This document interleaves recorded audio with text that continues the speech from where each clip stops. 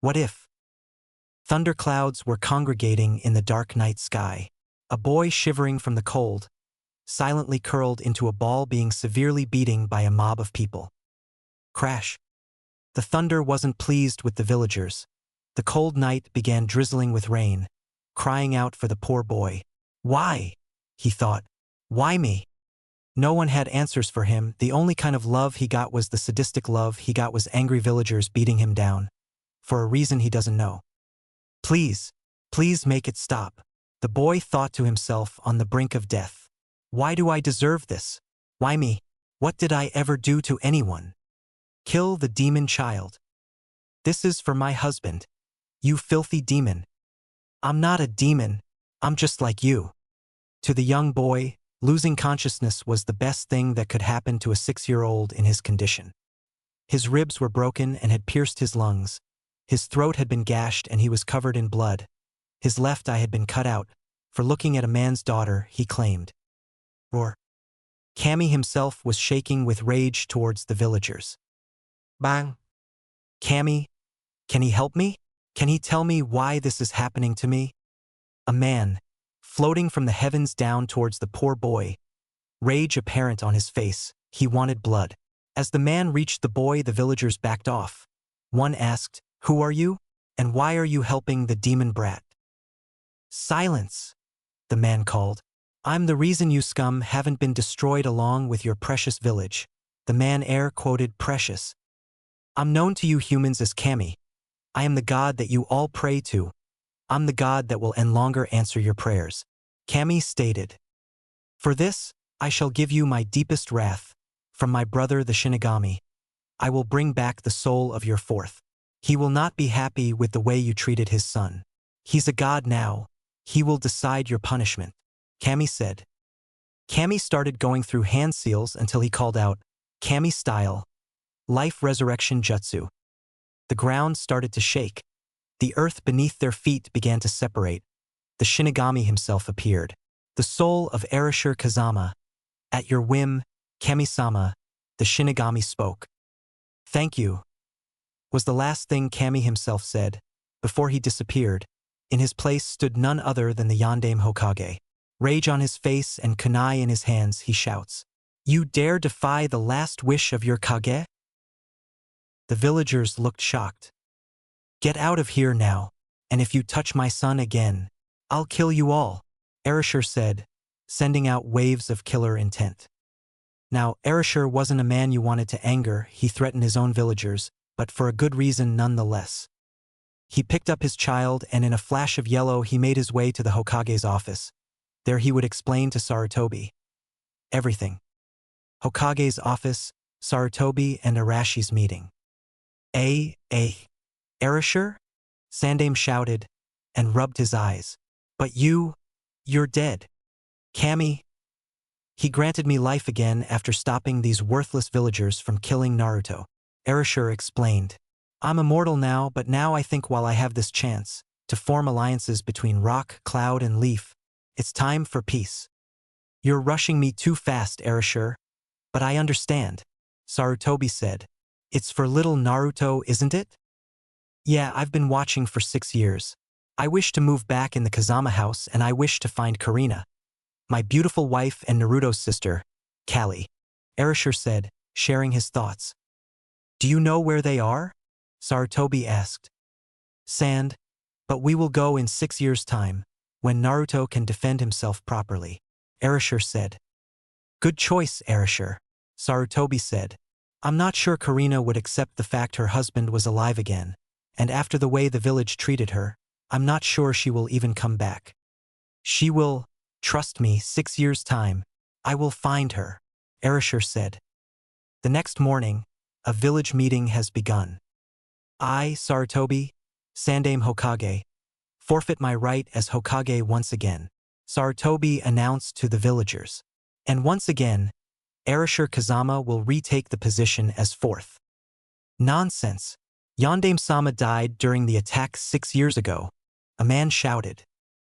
A whiz sound was heard and a bright flash of yellow appeared as Arashir stood in front of the villagers, which surprised a lot of them, except the few who he had nearly destroyed the night before.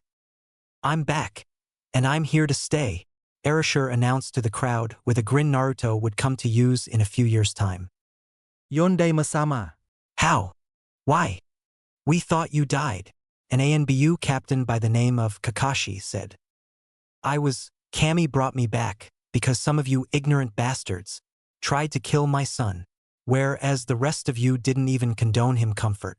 I will be executing each and every single one of you that dare harms Naruto Uzumaki, Erasure shouted. Now I have things to attend to, as the new reinstated Hokage, Erasure stated, finalizing the end of the meeting, and he left. 6 years later, Naruto's graduation exam. Naruto Kazama, please enter the examination room for your Genin exam, Irika, Naruto's Chunin Academy teacher, asked. Naruto, a 5 feet 5 inches, blonde-haired, 12-year-old boy walked into the room with his hands behind his head. Now Naruto, please create at least 2 clones, Irika asked. I can't, Naruto said simply. Well then I'm going to have to fail you, Irika said as a stamp was a way to hit his test paper. But I can do shadow clones if that counts, Naruto finished. Irika looked surprised. Go for it, Naruto. Naruto put his hands into a plus-looking sign and mentally said, Shadow Clone Jutsu, and to Irika's surprise, 15 shadow clones of Naruto stood around the room. Well, Naruto, I guess you pass, Irika said and congratulated him. Naruto walked back out of the room as Sakura Haruno was called. As she walked into the exam room, a vice shouted Naruto over. Hey Dobe, come sit here for a minute, Sasuke Uchiha called to Naruto. Naruto thought about it and decided he would go. What's up? HN, so you passed then, huh? Congratulations, Dobe, Sasuke said. Smirking. Naruto smirked back. Naruto's senses started going haywire, till he looked up beside him and Sakura Haruno and Ino Yamanaka were glaring at him. Is there something on my face? Naruto asked. No, you idiot. You're sitting next to my Sasuke-kun, Sakura said. Yeah, Naruto. Move so I can sit next to him, Ino said, well, more or less commanded. Nah. Don't want to move. And Sasuke could use someone with good looks around him, Naruto joked with Sasuke. As Naruto looked at Sasuke, he noticed he wasn't smirking like he usually would. Wrong thing to say, Dobe, Sasuke said. Naruto thought to what he said and realization dawned on him. No, wait, Sakura-chan. I didn't mean you aren't good looking. Sorry. Naruto trembled out. But it was too late for the poor blonde as Sakura already threw him off the chair and hit him hard. That was a bit harsh, wasn't it, Sakura? Ino asked. He said sorry. Well, I'm sick of him. I just care about my Sasuke-kun, Sakura stated. Get away from me. That was uncalled for, Sakura, Sasuke shouted at the shocked pink-haired fangirl. But, Sasuke-kun, I thought you didn't like him? I mean, you're always calling him a dobe and dead last, Sakura said. He knows I'm joking. He's one of my best friends. How can you treat someone like that? You make me sick. Don't ever speak to me again, Sasuke said, as he picked Naruto up and stormed out of the classroom towards Naruto's family's compound. Sasuke and Naruto walked into the house to find Erasure sitting with his old sensei, Jiraiya. Naruto, Sasuke. How did the exams go? Erasure asked. We passed, Naruto said, proudly as he twirled his headband. Well done, brat. Thought it would have taken you a while longer, Jiraiya said, smirking at him. Ha ha. Funny. Coming from a pervert, Naruto said, also smirking. A rich super pervert, actually, Jiraiya corrected. Yeah, same thing, Naruto mumbled. Anyway, Naruto and Sasuke, as your Hokage, I ask that you accompany me on an S-class mission to Sand. Do you accept? Erasure asked the boys. Both stood utter shocked. Really? Naruto and Sasuke mumbled out. Yeah, we leave tomorrow, Erasure said. 5 am Monday morning. The S-class mission. Rise and shine, boys, Erasure exclaimed, as he rushed into Naruto's room, waking Naruto and Sasuke. The boys groggily woke up. What's going on? Naruto asked, sounding sleepily alert. We're going to the sand village today. Boys, time to get ready. Erasure grinned. Naruto and Sasuke had a shower and brushed their teeth before getting ready in their usual academy outfits. Sasuke was wearing his blue jacket with the Uchiha fan on the back, white shorts and black ninja sandals with a chunk missing to let his toes out. Naruto was wearing a white jacket that hung around to roughly his waist with the Kazama symbol on the back. The symbol looked like upside-down M with a slash running through it. He was wearing black ninja trousers, they had a kind of spandex feel to them, and he was wearing the same ninja sandals as Sasuke. Naruto and Sasuke packed for a 2-week-long mission. They had their essentials, 30 shuriken, 15 kunai, food and water. Sasuke brought a few scrolls for training his fire techniques. Naruto also had the idea and brought a few wind scrolls for himself and Sasuke. Once the boys were done packing, they went through to the kitchen to see Jiraiya and Erasure sitting there speaking about the trip in hushed voices. Erasure, have you told Naruto why you're going to sand? Jiraiya's voice sounded. No, I'll tell him before we leave. I've also asked Fugaka-san for Sasuke to come. He's allowed, of course. But if Naruto comes under stress, Sasuke will at least be there for him. I've never seen such better friends since Obito and Kakashi, Erasure said. Naruto and Sasuke were listening around the corner, suspicious of the conversation between Naruto's father and his sensei. You can come round now, boys, Jiraiya said. The boys jumped and walked round the corner for a healthy bowl of miso ramen each. Naruto got Sasuke as addicted to ramen as Naruto himself was, but unfortunately for Naruto, he was only allowed it on occasions, which means when his father was at the Hokage office. Everyone ready to go? Erasure asked, 15 minutes later. No, Dad. I need to go to the bathroom, nature calls, Naruto exclaimed, hand behind his back and his foxy grin on his face. Don't piss on your shoes again, Naruto, Jiraiya said, before laughing at the deadpanned look on Naruto's face. Damn pervert, Naruto shouted, before slamming the bathroom door closed. Super pervert.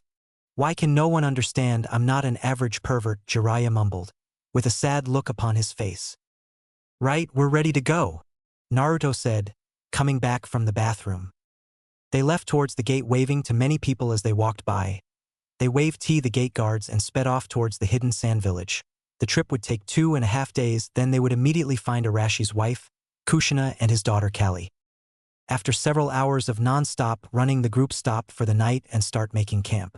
Erasure and Jiraiya cast several seals and genjutsu over the area, so enemy ninja wouldn't spot them.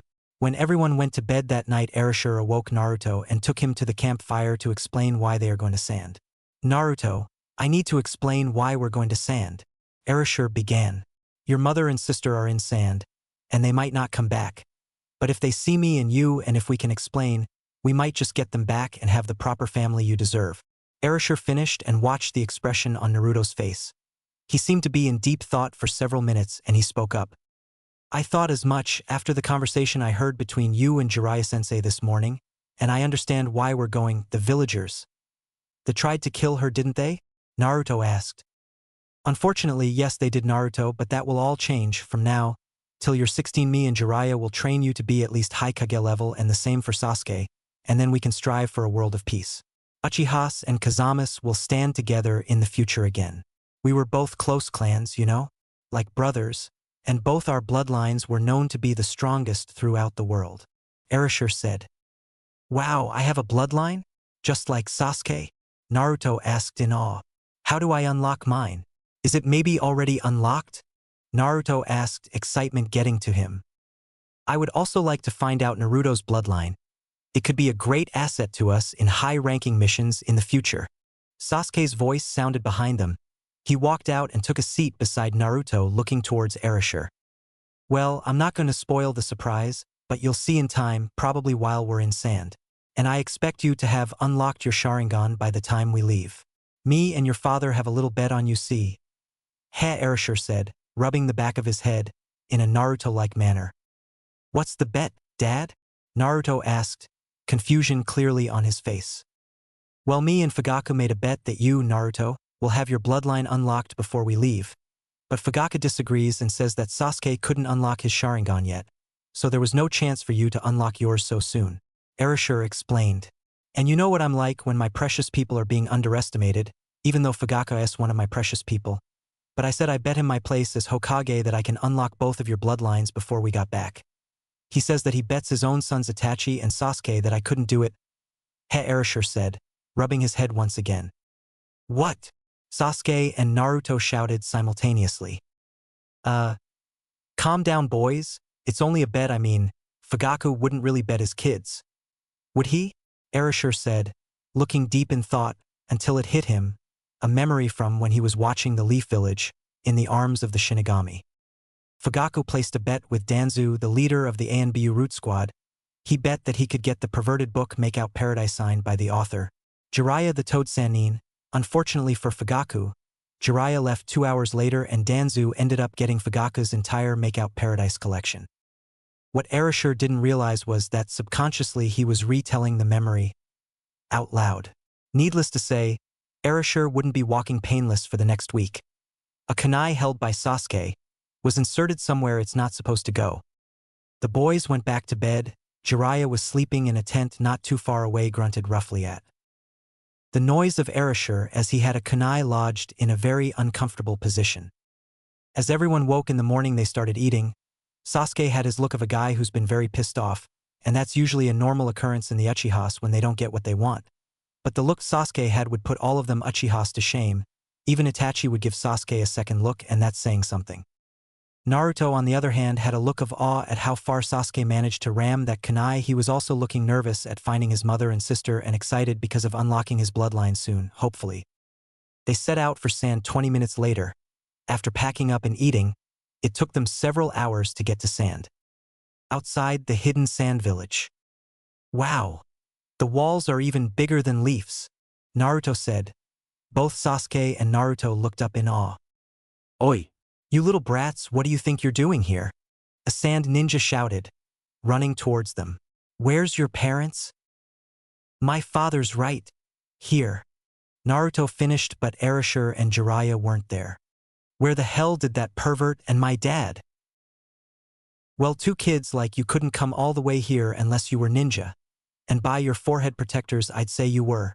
The sand ninja said, under ninja law number 265. I hereby execute you on behalf of being an enemy spy. What? But we didn't do anything, Naruto tried to explain. My father is Fugaku Uchiha. If you wish to keep your life, I would stay away from the second heir to the Uchiha name and his best friend, Naruto Kazama, son of the fourth Hokage, Erasure Kazama-sama. Sasuke calmly said. Teach, the Hokage, and the Uchiha. I'm sorry. The sand ninja apologized, frantically. Who are you with and where are your fathers? Naruto Kazama, Sasuke Uchiha, Erasure Kazama and Jiraiya of the Sannin, Team Hokage here. Sorry for the lateness, Erasure said, appearing from thin air. Where the hell did you go? Naruto shouted at his father and sensei. We forgot our passports and identity. So me and Jiraiya flashed to the Leaf and back. Sorry for not warning you, Erasure said, grinning and rubbing his head in embarrassment. Whatever, Sasuke and Naruto said, at the same time. The adults got everything in order and entered the great city of sand. They walked a few feet in when all of a sudden, sand flew at them. Get out of here, a voice said. Or, I'll kill you. A boy about the same age as Naruto and Sasuke with red hair and a tattoo that said, love on his forehead appeared from the sand, staring at the two young shinobi. You can't tell us what to do. It's not your city, Naruto shouted at him. If I see you again, I'll feed your blood to mother, the boy said. Naruto, Sasuke, what's going on? Erasure said, walking up behind the boys with Jiraiya. This kid thinks he can go around saying he'll the sons of Erasure Kazama and Fugaku Uchiha, Naruto said. Kill me, Erasure said to the boy. I won't stop you. Fine, mother will taste your blood, the boy said. The boy shot his sand towards Erasure, who stood there smirking at the boy. The sand caught Erasure and lifted him into the air. Desert coffin, the boy said. He moved his hand upwards. The sand that binded Erasure flew upwards and the boy called out, Desert graveyard. The sand compressed itself in on Erasure. His body exploded and his blood went everywhere. His head fell onto the ground at Naruto's feet. Naruto looked down feeling sick after the cruel attack that destroyed his father's body. Arashi's head winked at Naruto before calling out, "Body regenerate." Arashi's body began building itself again under his head at a rapid pace. Erasure just looked like he fell down as his boy still lay at Naruto's feet. Naruto and Sasuke, apart from looking sickened, they also looked awed at how Erasure could regenerate himself after basically dying. "Ho! How did you survive?" "No one survives that," the boy shouted. "I am the immortal Hokage," Erasure said. "What's your name?" "Gaara of the Desert." "Son, the Kazekage Gaara replied. "Naruto, Sasuke. That's your names, correct?" The boys both nodded.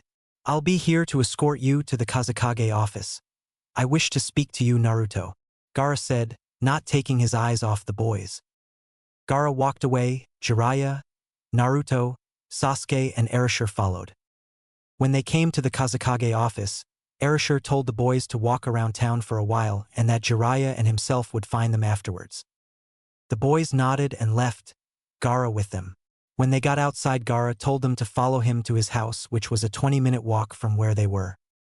As they were walking through the town, Naruto noticed Gaara got looks from the villagers, looks of hatred and fear, the same looks he got before his father's resurrection.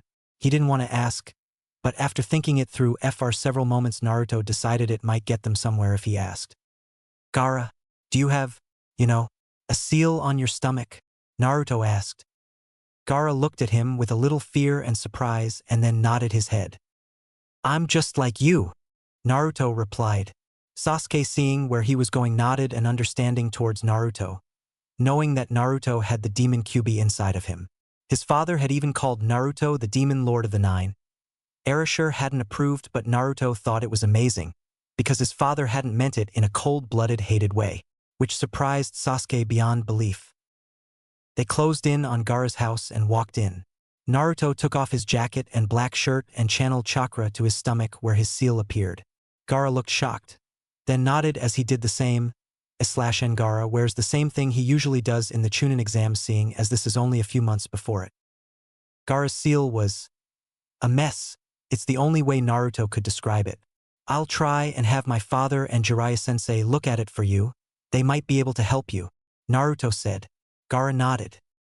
"Who do you hold?" Gaara asked, curiosity in his voice. "Kyuubi, the nine-tailed demon that took my father away from me at birth," Naruto said. "I hold Shikaku, the one-tailed demon," Gaara said, as if exchanging their bad memories. "How does your father live if Kyuubi killed him?" "I was beaten to death, but Kami-sama stopped my impending death and came to the leaf from the thundering skies. He screamed at the villagers. They were speechless. I lost consciousness after that. He then resurrected my father to stop my sorrow. I awoke and my father told me everything. For the rest of my years he trained me in chakra control and showed me the basic ninja skills. I was learning Chunin techniques at the age of 9. I mastered a Jounin level technique at the age of 11 thanks to Kyuubi's endless supply of chakra though. I graduated the academy 3 days ago, sharing first place with my best friend Sasuke," Naruto told Gaara. "My mother died giving birth to me. I had endless assassins trying to eliminate me. My father hates me. I live for myself and only for myself. After my uncle tried to assassinate me, telling me he hates me for taking away his sister. I was a mere baby. I didn't take what's precious to him. My father did, and the elder Chiyo, who sealed Shikaku inside of me. I can't sleep. Voices in my head tell me mother wants blood. I obey. I kill for myself to prove my existence," Gaara said, telling his story. "You need precious people and a new seal," Sasuke jumped in, having not spoken in a while. "When Erasure and Jiraiya are back, we'll ask them to help you. Maybe then we can become friends. Show them all that everybody should be treated the same. Except me. I'm an Uchiha. I'm better than everyone else," Sasuke said, smirking. He was trying to make the conversation lighter by showing his best friend and new friend the pompous side of the Uchiha. A few hours later, Gaara had found something worth fighting for. People who want to become his friends. Before this could continue to be a happy time for Gaara, he was pulled inside his own mind. He could see a great cage. He looked to be in some kind of cave with blood splattered all over the walls and ceiling and on the floor, layers upon blood. Everywhere, Gaara found himself thinking that mother would love this place. Then maybe she could leave him alone for a while so he could be with his new friends. The gate in front of Gaara banged. 2 great big yellow eyes stared at him. Gaara found himself drawing closer and closer. The beast with the yellow eyes screamed the one word Gaara wished to never hear again. Blood. What are you? Gaara asked. No fear in his voice whatsoever. Where am I? The name's Shikaku, but you like to call me Mother, Shikaku said. You're friends with Kyuubi's container, and for that, I will let you sleep fearless of my taking over. Why should I believe you? Gaara asked. You're a blood-thirsty demon. True, but I hold a lot of respect for Kyuubi. He killed for me. He made me the one-tailed demon before I was a lowly normal demon, but now I'm one of the 9. Kyuubi is my savior, my remedy for being weak. His container has the greatest respect for me as well. Since you are friends with him, I will stop being the bloodthirsty demon, but before and during the invasion, I want you to kill the sound. I want to feast upon our new enemy's blood. Do this for me and I will let you sleep. There is one thing a demon is, and that is loyal to his word and his friends. Shikaku finished. That is all I have to say. Till next time, Gaara. Gaara felt the push in his mind. As he left his mind, he awoke to a very strange sight. Naruto was hanging upside down in front of him blushing as Gaara's sister Temari was whacking him across the head with a mini version of her fan. Sasuke, however, was running around getting away from one of Kenkuro's puppets that was chasing him with a kunai. What is going on? Gaara asked. What are you doing to Naruto and Sasuke? Gee, Gaara. Temari stuttered as her brother came to his senses. These leaf ninja tried to break into our house to assassinate you. And this blonde guy, Temari said angrily, blushing a little, tried to ask me out. Gaara raised an eyebrow at Naruto, who continued to blush. Let Naruto go and Kankuro, stop chasing Sasuke, Gaara said, letting loose a little killing intent that stopped his older siblings in their track. They are my friends. If you don't let them go, I'll kill you. Temari and Kankuro quickly did as Gaara said, not wanting to feel his wrath. Heh! Thanks for that, Gaara, Naruto said, hitting Gaara gently on the back. Gaara's sand didn't reach up to stop him. Temari, Kankuro and Gaara looked at Naruto in shock. No one had ever touched Gaara before. How did you do that? No one's ever touched Gaara before. Temari cried out.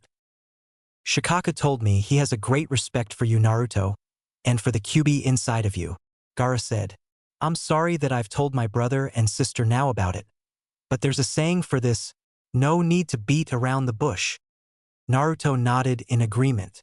I have to tell you now, Naruto, there's an invasion planned on the Leaf at the closest Chunin exams. When I was in a daze there before I reacted, Shikaka spoke to me. He will let me sleep on one condition, Gaara said, not answering straight away. What's the condition? Sasuke asked. Sasuke wasn't liking the sound of an invasion, but he knew with the techniques he and Naruto knew, there was no chance they could be successful. Shikaku wants me to kill the sound ninja that planned to invade. Before and during the invasion, I agreed, Naruto, Sasuke, your enemies are my enemies, and I expect it to be vice versa? Gaara stated more than asked. They both nodded. Gaara walked to the kitchen picking up a few cans of some Sand Village fizzy drinks and handed one to Sasuke, Naruto, and Kankuro. Thanks for getting me one, Gaara, Temari said, secretly hoping Gaara wouldn't kill her for being arrogant. There's none left. I'll get more soon, Gaara said, before opening his can and sitting down. You can have mine, babe, Naruto said to Temari, raising his eyebrows up and down in a suggestive manner. No, it's all right, thanks. I'd rather drop dead, Temari said, looking disgusted. Naruto deadpanned, and for the first time in his life Gaara laughed. He laughed at the antics of his new friend and his sister. Today's a good day, Gaara said. They started getting to know each other better for the better half of 5 or 6 hours before Orochimaru and Jiraiya showed up, and as Naruto and Sasuke promised, they asked the two men to have a look at his seal. Yeah, we can do something, although we'll need your father's permission, and he seems oddly happy, and what was creepiest the most is he said, Kukuku. Reminds me a lot of Orochimaru back in the day. Naruto looked towards Sasuke and Gaara. They both nodded in understanding. Gaara's father was dead. Jiraiya and Orochimaru looked and fixed up Gaara's seal. He was still insane due to the fact that it was Shikaku's personality he was that way, but on the good side he had calmed down a lot. He still liked to taste blood, but not as much as Shikaku needed. Right. Well, sorry to leave you, Gaara, but we're on a mission to find someone, Naruto explained to Gaara. We will be here for 2 weeks, I think, so we will definitely see each other ASAP. Fine. I will be glad to meet with you again, Naruto. Gaara said. You too, Sasuke. Sasuke nodded towards Gaara, and Team Hokage left the house in search of Kushina. As they walked through the streets of sand, none of them noticed that they were being followed by 2 people with their faces covered. The 4 of them headed round the corner into an alley when the 2 figures jumped from the rooftops, blocking either side of the alley. Long time no see, Orochimaru said to the person in front of him. How many years has it been now? 12 years, the person said. I thought you were dead? Well, if it wasn't for little Naruto here, I probably would still be dead, Orochimaru said, although it was indirectly really caused by the villagers in Leaf. If you're expecting her to come back with you, she will refuse, the person said. The torment they put her through is enough to scar anyone. Dad, who is this person? Naruto said. After listening intently to what was being said between the 2 adults, Sasuke also nodded his head in agreement to what Naruto was asking. He also wanted to find out who these people were. This my boy is Mikado, your mother's best friend, Orochimaru told his son. Mikado-chan. Where is my mother? I'd like to meet her, Naruto said. There was a gasp from behind them as the person there, who was about Naruto's height, stared open-mouthed at Naruto. Naruto smiled at her and said, Hi, I'm Naruto, what's your name? This is foolish. Leave Orochimaru. She will not come back, Mikado said. Before her and the girl that Naruto spoke to disappeared. Damn it, Orochimaru yelled. This isn't getting us anywhere. I need to speak to her face to face. She needs to speak to her son at least. A few minutes of thinking brought Jiraiya out of his thoughts. Orochimaru, send the boys to Gaara's house for the night. I have a plan. Orochimaru, thinking things over, decided it may be a good idea to listen to Jiraiya's plan. Even though he's a super pervert, when he said he had a plan, it was usually ingenious. The adults bid goodbye to the boys and headed off towards the entrance to town. Wonder what they have planned, Sasuke said. It better be good. I want to meet your mother and sister, Naruto. You and me both, Sasuke. I wonder why she won't even talk to her own son though. That annoys me. I'm not a Leaf villager, so she should at least speak to me, even if she doesn't want to see me, Naruto said, taking up a sad posture.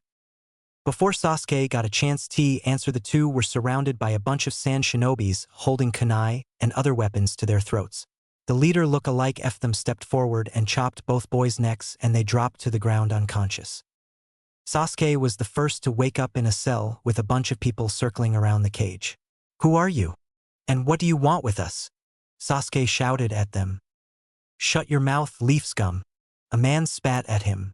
I will rip this knife through your eye sockets if you speak out of turn again.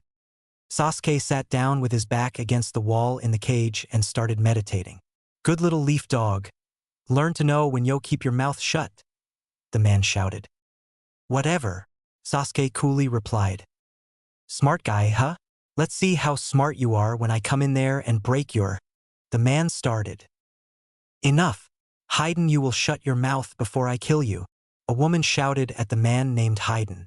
You, Sasuke Uchiha, will also shut your mouth before I cut your eyes out and leave you there to bleed. Now on to business. I heard you were looking for me, the woman said, removing her hood to reveal a woman with red hair and piercing azure eyes. And you are? Sasuke asked. Kushina Kazama, Kushina replied. You were seen with an imposter look-alike of my dead husband, Orochimaru Kazama, and Jiraiya of the Sannin. I can only assume you know of my position in the Akatsuki and must now kill you before anyone else finds out. I can afford no slip-ups, and you, unfortunately, are a slip-up, Kushina said.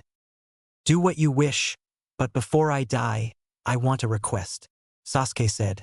I want you to speak to your son. My son is dead. The Leaf scum have probably done away with him already, Kushina replied. Your son is here, Naruto replied, having woken up before Sasuke had named his request. So you're my mother? Naruto asked. You don't look like much. You're not my son, you're an imposter, Kushina said, anger clearly written on her face. Naruto lifted up his shirt and channeled chakra into his stomach where the seal of the Kyuubi's imprisonment lay. Is this proof enough for you? Naruto asked. Kushina could only stare. Why are you here? Kushina asked, a few minutes later after realization dawned on her that it actually was her son, Naruto. Come back, Naruto said. Come back with us, make our family whole again. If I must destroy the leaf to bring you back, I will. If I have to kill a Kage for your recognition, I will. If I have to find power and become stronger enough for you to accept me, I will. Tears were stinging Naruto's eyes as he told his mother he would turn traitor for her recognition and for her to come back. I can't, she said. Can't? Or won't? Sasuke asked. It was a good question, to which Kushina thought for a moment before saying, both. Why? Why? I don't understand. You're meant to be my mother. You're meant to love me and be there for me. I was beaten by the villagers, till I was 6 years old. I took the pain of being alone, but I never gave up. Naruto shouted at her, tears streaming down his face. You were hurt by the villagers. I understand the pain you went through, but you never had it worse than me. You had somewhere to live, you had food on the table, you were sheltered in your home, and me, I slept in alleys and boxes. I always had to pay 6 times the price for food. I ate out of bins and stole. Is that what you wanted? Is this the pain you wanted to bring on me? I don't understand why. Why would you want this for me? Naruto fell to his knees crying for his pain and loss, crying because he thought his mother never cared. He cried because of all the pain bottled up inside of him, and he cried because he never gave up and found at least one friend who would always be there for him. Sasuke walked up to Naruto and sat beside him and put his arm around Naruto's neck, comforting the poor distressed boy. Sasuke knew Naruto's life wasn't easy, but he never knew how far it had escalated, till his dad had been brought back. Erashir Kazama, 4th Hokage, the yellow flash of leaf, was brought back to this world 6 years ago. Naruto nearly died that night. Kamisama himself came from the sky and granted Naruto's wish of becoming more than a toy for the villagers to take their aggression out on. He brought back his father. Naruto has trained every day after that, becoming stronger so he can protect that one person who was greedily stolen from him at birth. Sasuke explained.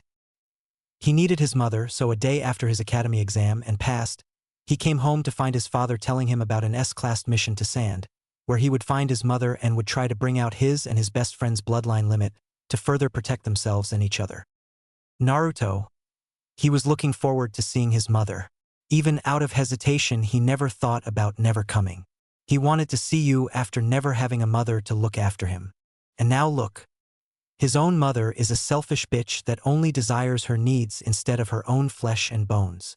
Sasuke finished, anger setting inside himself because of this woman's selfishness to her own feelings and needs. Everything went silent, no one daring to speak. The first person to speak was the girl that had gasped in the alley. So, you're Naruto. Pleased to meet you, I'm Callie, Callie said. Naruto looked into her face and saw her features. He noticed she had red hair, just like their mother, and had the same blue eyes as himself, their father and their mother. Hi, how old are you, Callie? Naruto asked, trying not to let his emotions take the better of him. I'm 12, but I'm 13 this October, she replied, smiling. Her eyes were like Kakashi's one-eyed smile, except with 2 eyes.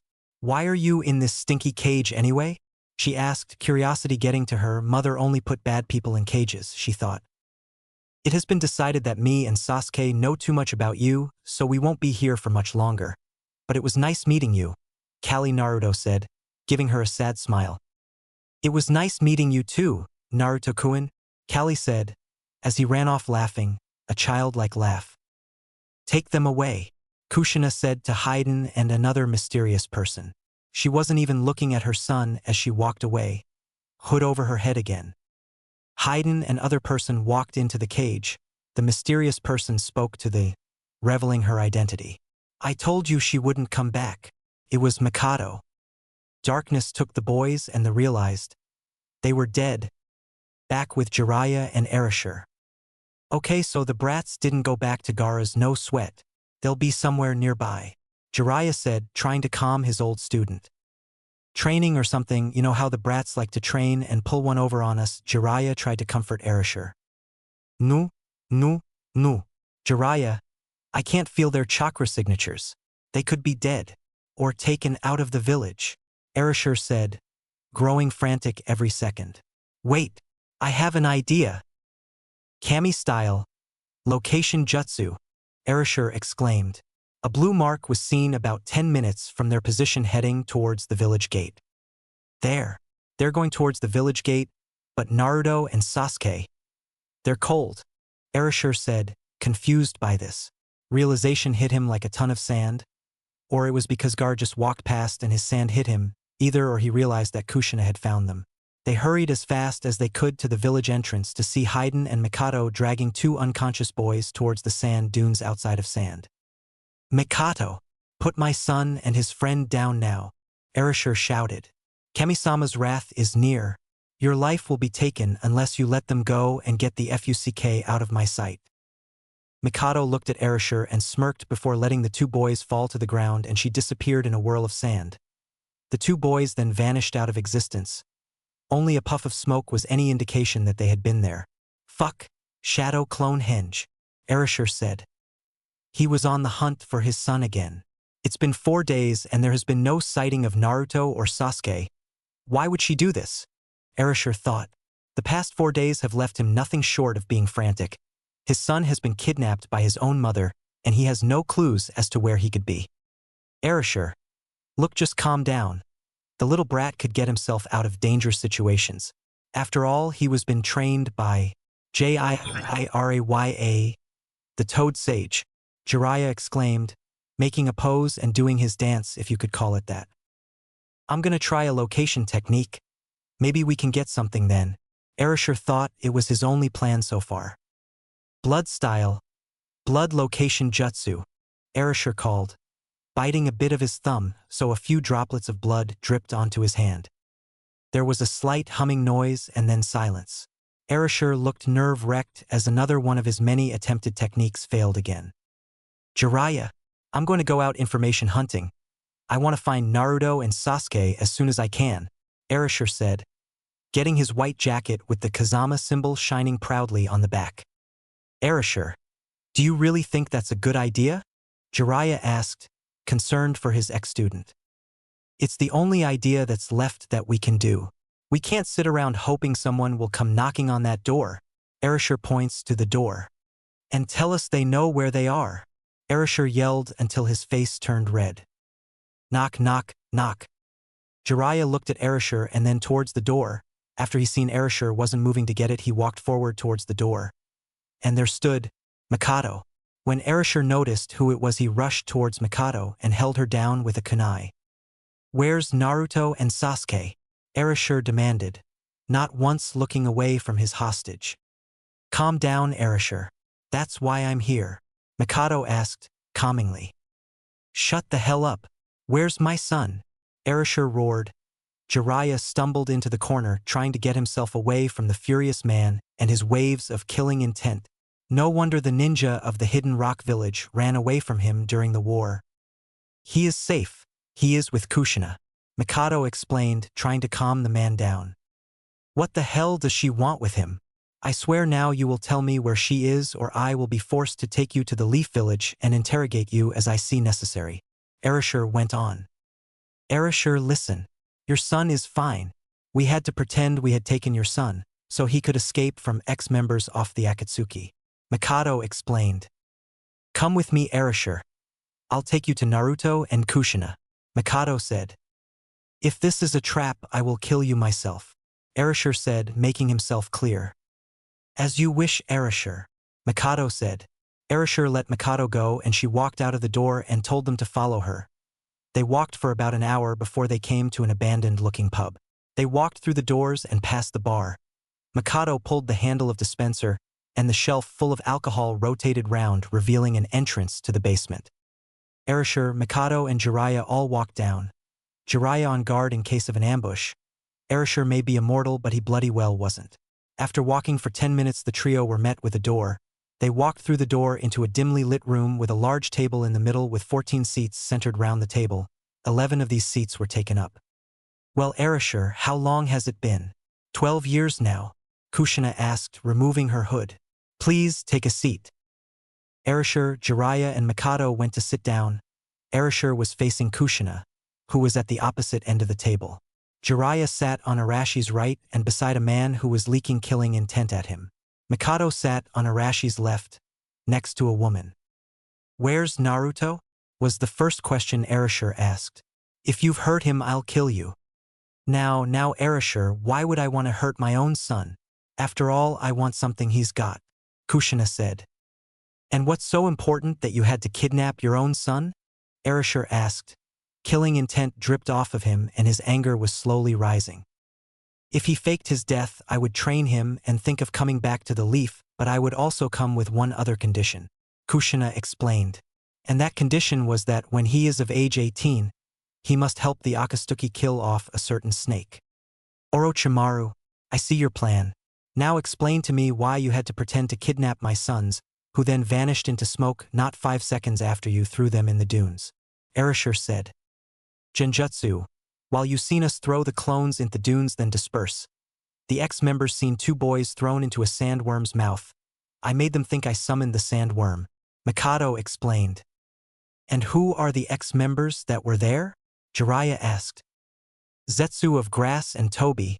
His village is unknown although," Kushina began, but was in the middle of her thoughts as she remembered that Tobi was meant to be an Uchiha, but she never got to see him with his mask off. "Although what?" Jiraiya pushed. "Tobi was rumored to be an Uchiha, but I can't confirm this," Kushina said. Erasure broke the silence by asking the question that he came to Sand for. "So will you be returning to us in Leaf?" Kushina thought for a moment then answered.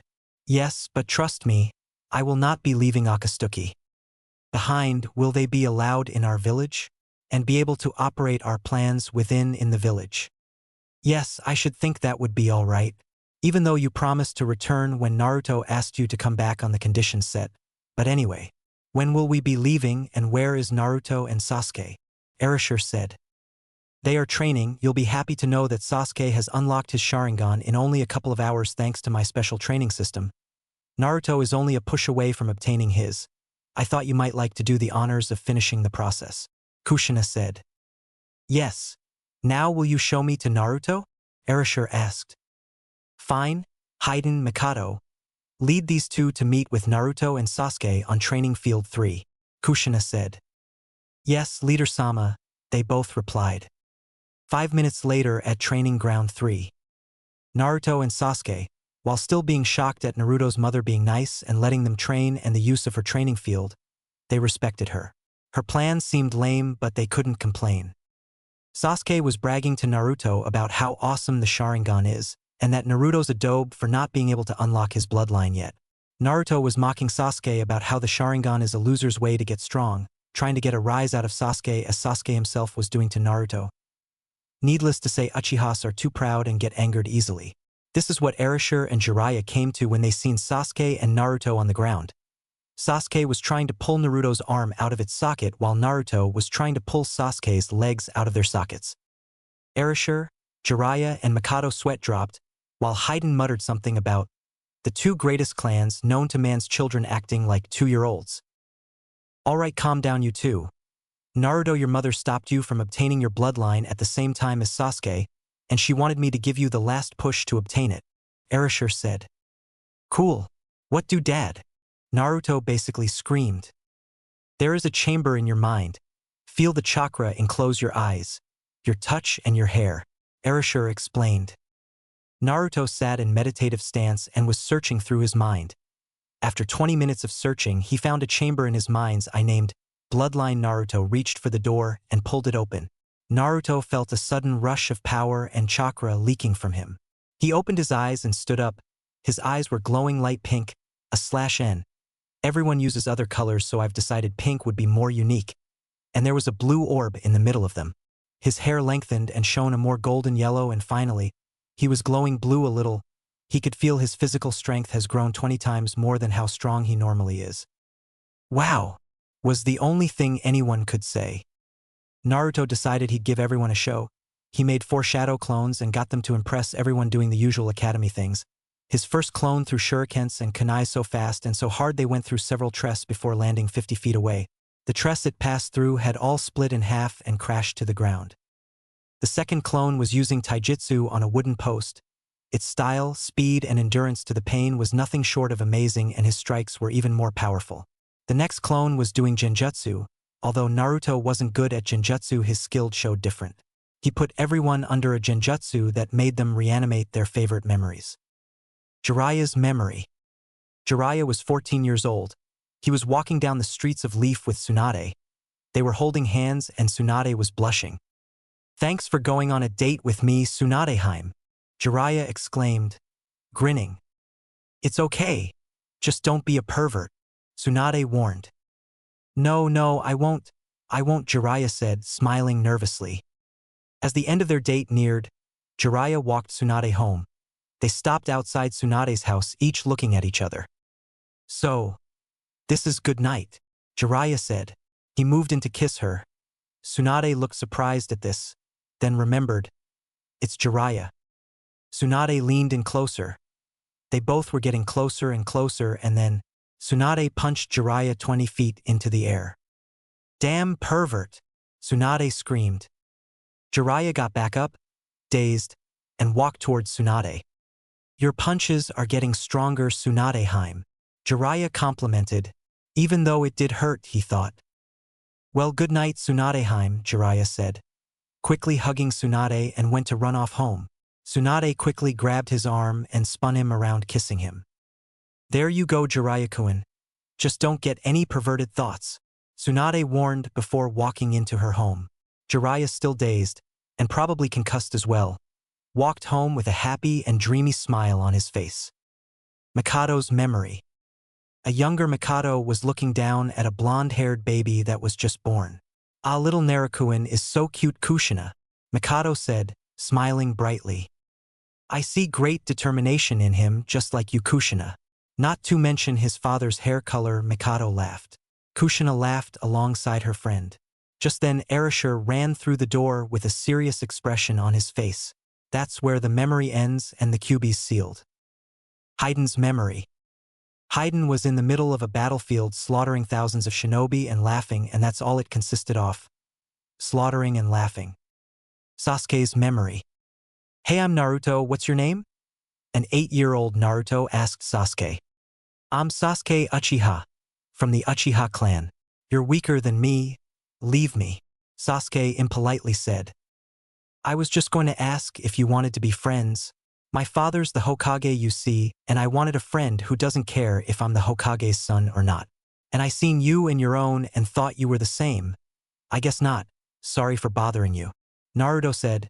Sasuke saw the sadness in his eyes and tried to save the boy's feelings. After all, he knew what it was like to be loved for who your family is and not based on you or your own unique abilities. You're such a dope, just 'cause you're the Hokage's son. Doesn't mean I'll be like everyone else. And what better way for me to prove myself is to become better than the Hokage's son," Sasuke replied, smirking. Naruto realized then that he had a rival and he wasn't backing down from a good challenge. "We'll see, bastard. I'll bring you Uchiha down a peg or two," Naruto said, also smirking. From then on, Naruto and Sasuke became fierce rivals, and even fiercer friends. Everything faded away from view and they were watching the real Naruto finish up with ninjutsu. Kazama style, explosive whirlwind, first stage. A whirlwind started to manifest with leaves circling around it and made its way up to 30 feet. Naruto jumped above the whirlwind with unbelievable speed. He did the hand seals for a fire technique, Kazama style. Explosive whirlwind, second stage. Naruto shouted and an explosion of fire was seen as Naruto blasted out a huge amount of fire from his mouth. The leaves caught fire and the whirlwind started to get more crazy and untamed. It headed towards the wall and dispersed, not before leaving a giant path of destruction leading from where it manifested to the wall. "How is he so powerful?" Sasuke found himself saying out loud. "Oh, he's not. His bloodline is kind of alive in a sense, and when it's first unleashed it lets the people around see how powerful he will be when he has gone through the first trials of having his bloodline," Erasure explained. "I don't get what you mean by trials," Mikado said. Erasure started to explain again.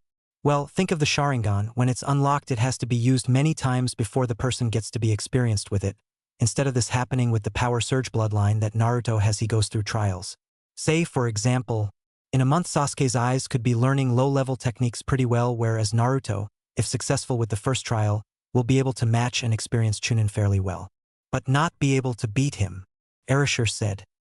It all depends on how much and how hard they train themselves and feed themselves. Erasure finished. I see, the Uchiha Kazama brothers has a new generation at the ready. In 15 years' time me and Naruto will be on Hokage level with our bloodlines, but if we train at triple the speeds we are just now, then we'll probably be better than the Kages themselves altogether. With our bloodline active.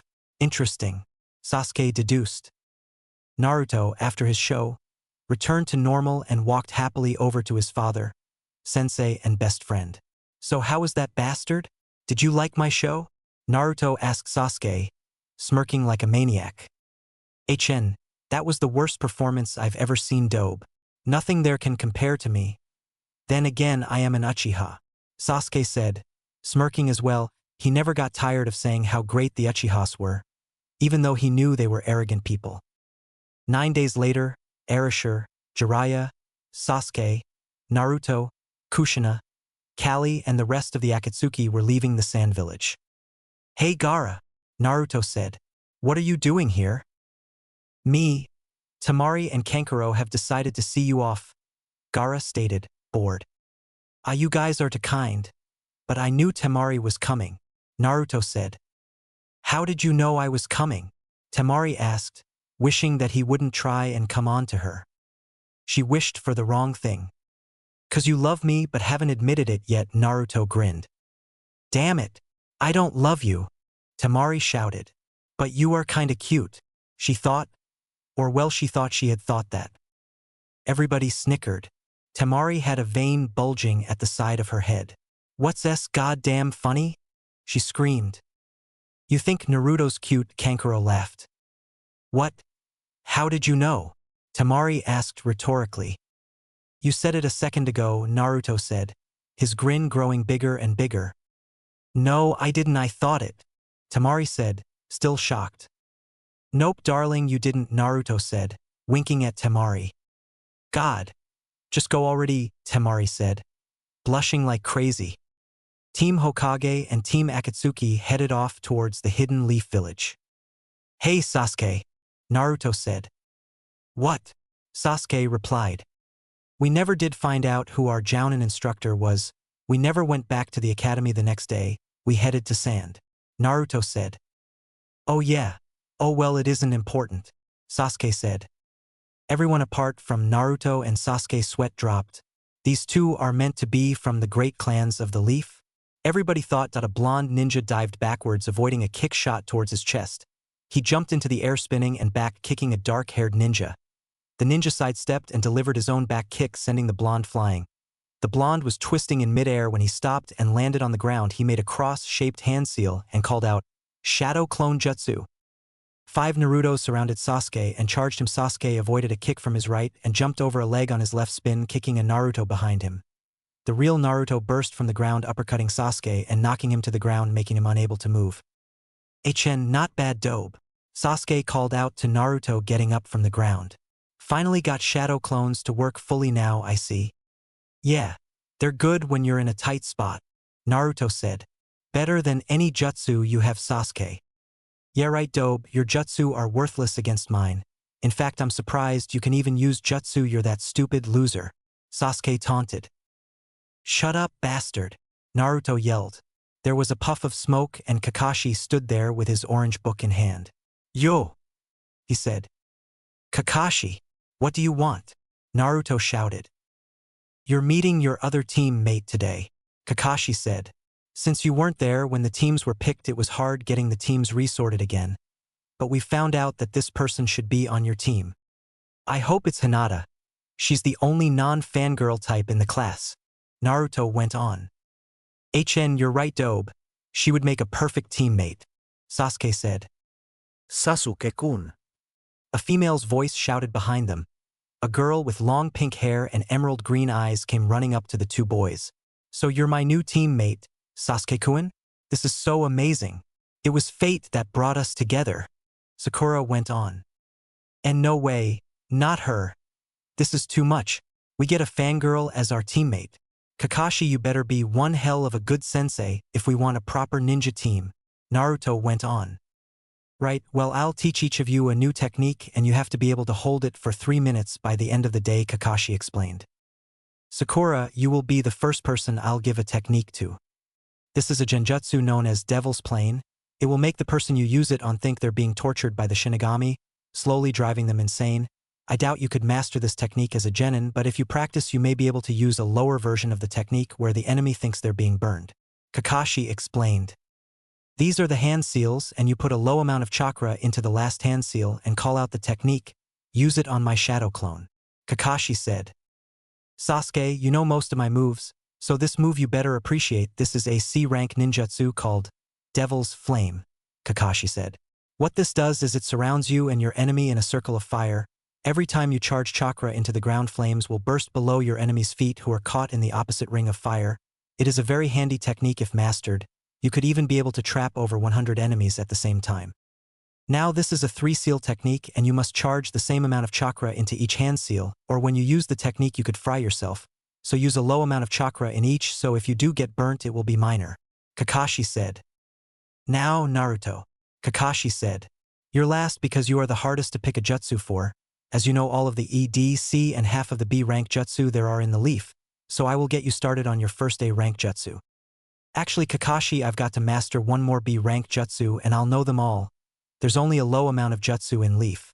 I know about 53 different jutsu, but I will try and perfect this A rank jutsu. Naruto said. Okay, this technique is a non-verbal technique. It allows you to shoot any element from anywhere on your body, but it comes at a price. Kakashi said. What would it cost? Naruto asked, curious about this technique. If you use a fire element, you will be severely burned. With lightning, you will be electrocuted. With water, your lungs will fill with water, etc., etc. Kakashi said. The only reason I'm showing you this technique is because of Kyuubi's chakra. I know. The only reason I know so much is because of Kyuubi's chakra and healing properties. Naruto said. But it's God because I have a new life goal. And what would that be? Kakashi asked, curious about the young blonde ninja. My new wish is to learn every jutsu in the world, Naruto exclaimed. Kakashi was shocked. Orochimaru had the same dream and look how he turned out. Orochimaru would kill Naruto if he turned to be like that man. It's not what you think. I'm not like the snake. Father agrees that it would be amazing if I learned every jutsu, because I'm the only one who can and live because of the chakra and stamina you need. Naruto said. Very well. Well anyway Naruto, do these hand seals and tunnel your chakra through your arm and then make a hand seal for a different element. Kakashi said, showing Naruto what to do.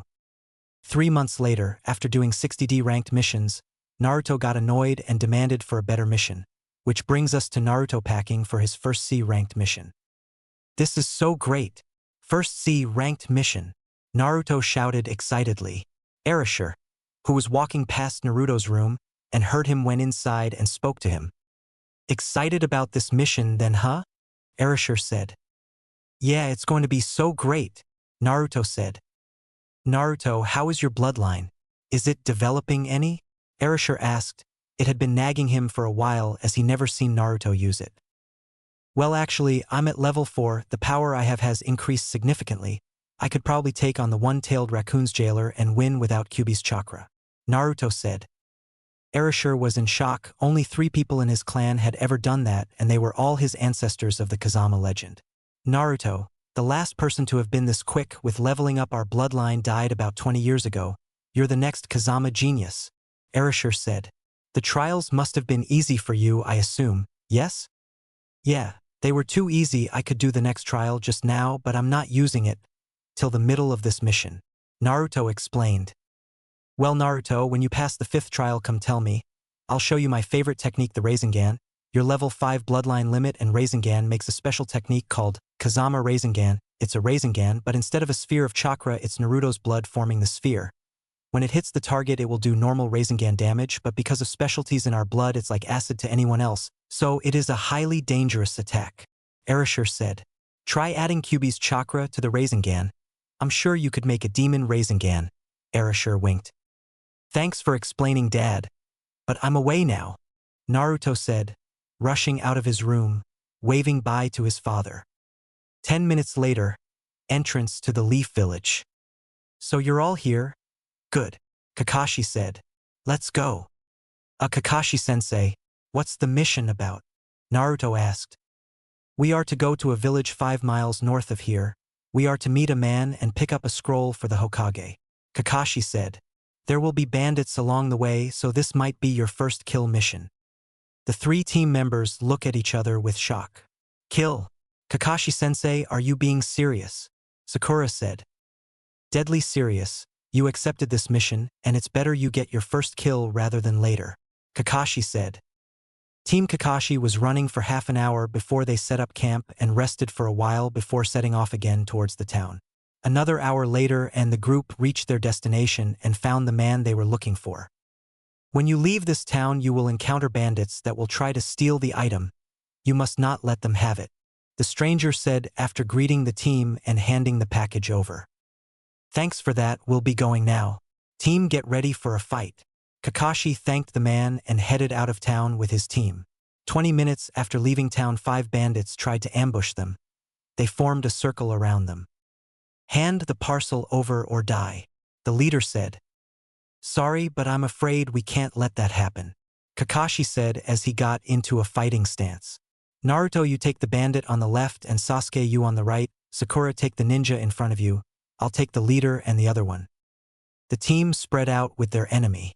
The bandits weren't that much of a challenge for the group, but they were holding off their first kill until they needed it.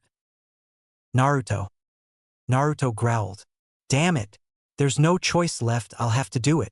Naruto took out a second kunai from his holster and attacked the bandit. The bandit kept up with Naruto, but after a few minutes he tired out and Naruto saw his opening. Naruto hesitated for a moment and without thinking threw his kunai at the bandit. Sasuke, Kakashi and Sakura watched as Naruto's kunai pierced through the bandit's chest and through his heart, instantly killing him.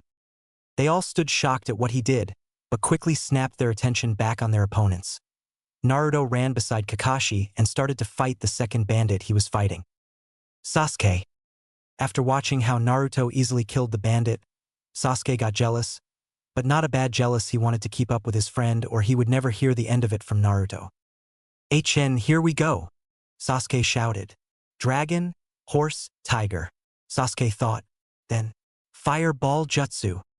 Sasuke shot fireballs at the bandit, instantly incinerating him when they landed, leaving a scorched corpse lying on the ground with body parts stuck out at odd angles. Sasuke, after being shocked at his kill, ran to fight beside Naruto. Sakura. Sakura was scared. She has been with Team 7 for about 4 months and she was still a fangirl. She wasn't like Sasuke or Naruto. She wasn't ready for being a ninja, but she wants to impress Sasuke, and to get Sasuke she needs to be friends with Naruto. She decided she was going to be as strong as them and get Sasuke to love her for being strong, and maybe apologies to Naruto as well. Sakura gazed at her opponent and got into a fighting stance. She glared at her enemy before smirking. She rushed the bandit and slashed at him with a kunai. He blocked with his own. Sakura got another kunai out in her other hand and turned to stab the man in the chest. He blocked with his bare arm and the kunai cut into his arm. Without thinking, Sakura broke the block on her hand away from the other man's and took her kunai and stabbed it down through the man's skull. The man's body dropped to the ground and Sakura realized what she did. Before thinking, she heard Naruto shout on her. The battle was done and Kakashi was surprised at their first kills, but was proud by how they handled themselves. True shinobi, Kakashi thought. The group headed back to Leaf and reported their mission. For the next 6 months, the team were training, becoming loads stronger. Naruto told his father he unlocked the next level of his bloodline but never used it in his mission, so Erasure for Naruto's training taught him the Raisengans and a few more Leaf jutsu. Naruto knew 100 of Leaf's jutsu after the 6 months. Sasuke for the 6 months was trained by Kakashi with the Sharingan and he has become one of the best genin in Genjutsu and Ninjutsu. He has gained his second Tomio in his Sharingan thanks to Kakashi and has improved his speed and stamina greatly. Sakura for her training went to Naruto. Naruto and Erasure never knew what they could teach her and said the only good Genjutsu and Taijutsu expert would be Kushina. I'll ask her, Sakura, but it's gonna cost you, Naruto said. I don't want to date, so don't even suggest it, Sakura said in a warning tone. Although in truth Naruto never really had a crush on her anymore, she was more of a sister than anything else. No, Sakura-chan. But I want you to buy me some ramen, Naruto said. Sakura thought it over and agreed. The two went and asked Kushina to train Sakura. Kushina wasn't happy with the idea but taught Sakura Chunin level taijutsu and up to nearly Jounin level in genjutsu. Unfortunately for Team 7, they weren't the only team getting as strong as them. Team 8, consisting of Kiba Inuzuka, Hinata Hyuga and Shino Aburame, had surpassed their clan in potential and were on equal terms in power and jutsu as a Chunin. Team 10, consisting of Ino Yamanaka, Choji Akimichi and Shikamaru Nara, had also surpassed their clan in potential. They also were on Chunin level. The Chunin exams themselves will start in 8 months. The hidden village in the Leafs Ninja will be beyond their strength. They'll be ready to take down any high Genin level to low Chunin level ninja. Let the training before the exams begin. 8 months before the Chunin exams. Team 7 stood at their training ground having the most interesting conversation while waiting for their late sensei. "So what would you do, Sasuke?" Naruto asked Sasuke, as he asked a random question that really got Sasuke's attention. "Are you even listening, Sasuke?" I said, "What would you say if you got the choice between the death of your best friend to gain power or save him and lose the chance at power?" I would save my best friend," Sasuke said. "Yeah, me too," Naruto said. "Do you know who my best friend is, Naruto?" Sasuke asked, looking up at Naruto and staring into his eyes. "No. Who is it, Sasuke?" Naruto said, getting freaked out by the way Sasuke was looking at him. Sasuke smirked. "It's you, dead last." "I'll show you dead last, bastard," Naruto shouted. A puff of smoke entered the area and Kakashi appeared. "Yo!" "Hey sensei, how's it going?" Naruto asked. "Good," Kakashi said, smiling. "Now I thought I'd mention that the Chunin exams are in 8 months. Now, even though you're rookie genin, I'm signing you guys up." "That's great and all, sensei, but it's 8 months away. That's like forever," Naruto complained. "Correct, so in that time you will be training. Now Naruto, I know you'll want to be trained by me, but I wish to train Sasuke because of the Sharingan. I'm sure we can find someone to help you out." "It's okay, sensei. I know you might have wanted to train Sasuke, so I'm gonna go ask my dad or why mum for training," Naruto said. "Sakura, I thought you might want to find Team 8's sensei Kurenai, seeing as she's the best genjutsu specialist in the Leaf," Kakashi said. "No thanks, Kakashi-sensei. I'm gonna get Naruto's mom to help me with my taijutsu and my genjutsu, but if you know anyone that will teach me some ninjutsu, I'd be happy," Sakura said, smiling. "You're all just genin and you're as efficient as a jounin," Kakashi said, proud. Naruto's training, Month 1. Naruto's walking down to the Leaf Village's hot spring and sees a familiar white-haired man spying on the woman through a hole. Naruto, being Naruto, shouted at the man. "Pervert! What are you doing staring at women without them knowing you're there, you sicko?" Naruto shouted. There were gasps and screams from the females as they all ran out of the hot spring. "Thanks, you damn brat. Now I'll have to find my research elsewhere," Jiraiya said angrily. Naruto smirked at him. "Serves you right, you damn pervert. Anyway, can you train me?" "Why would I want to train a brat like you?" Jiraiya said, winding Naruto up. "Because you love me, Uncle Jiraiya," Naruto said in a sweet voice. Jiraiya's sweat dropped. "You're one weird kid, but fine, I'll train ya." Jiraiya motioned for Naruto to follow him.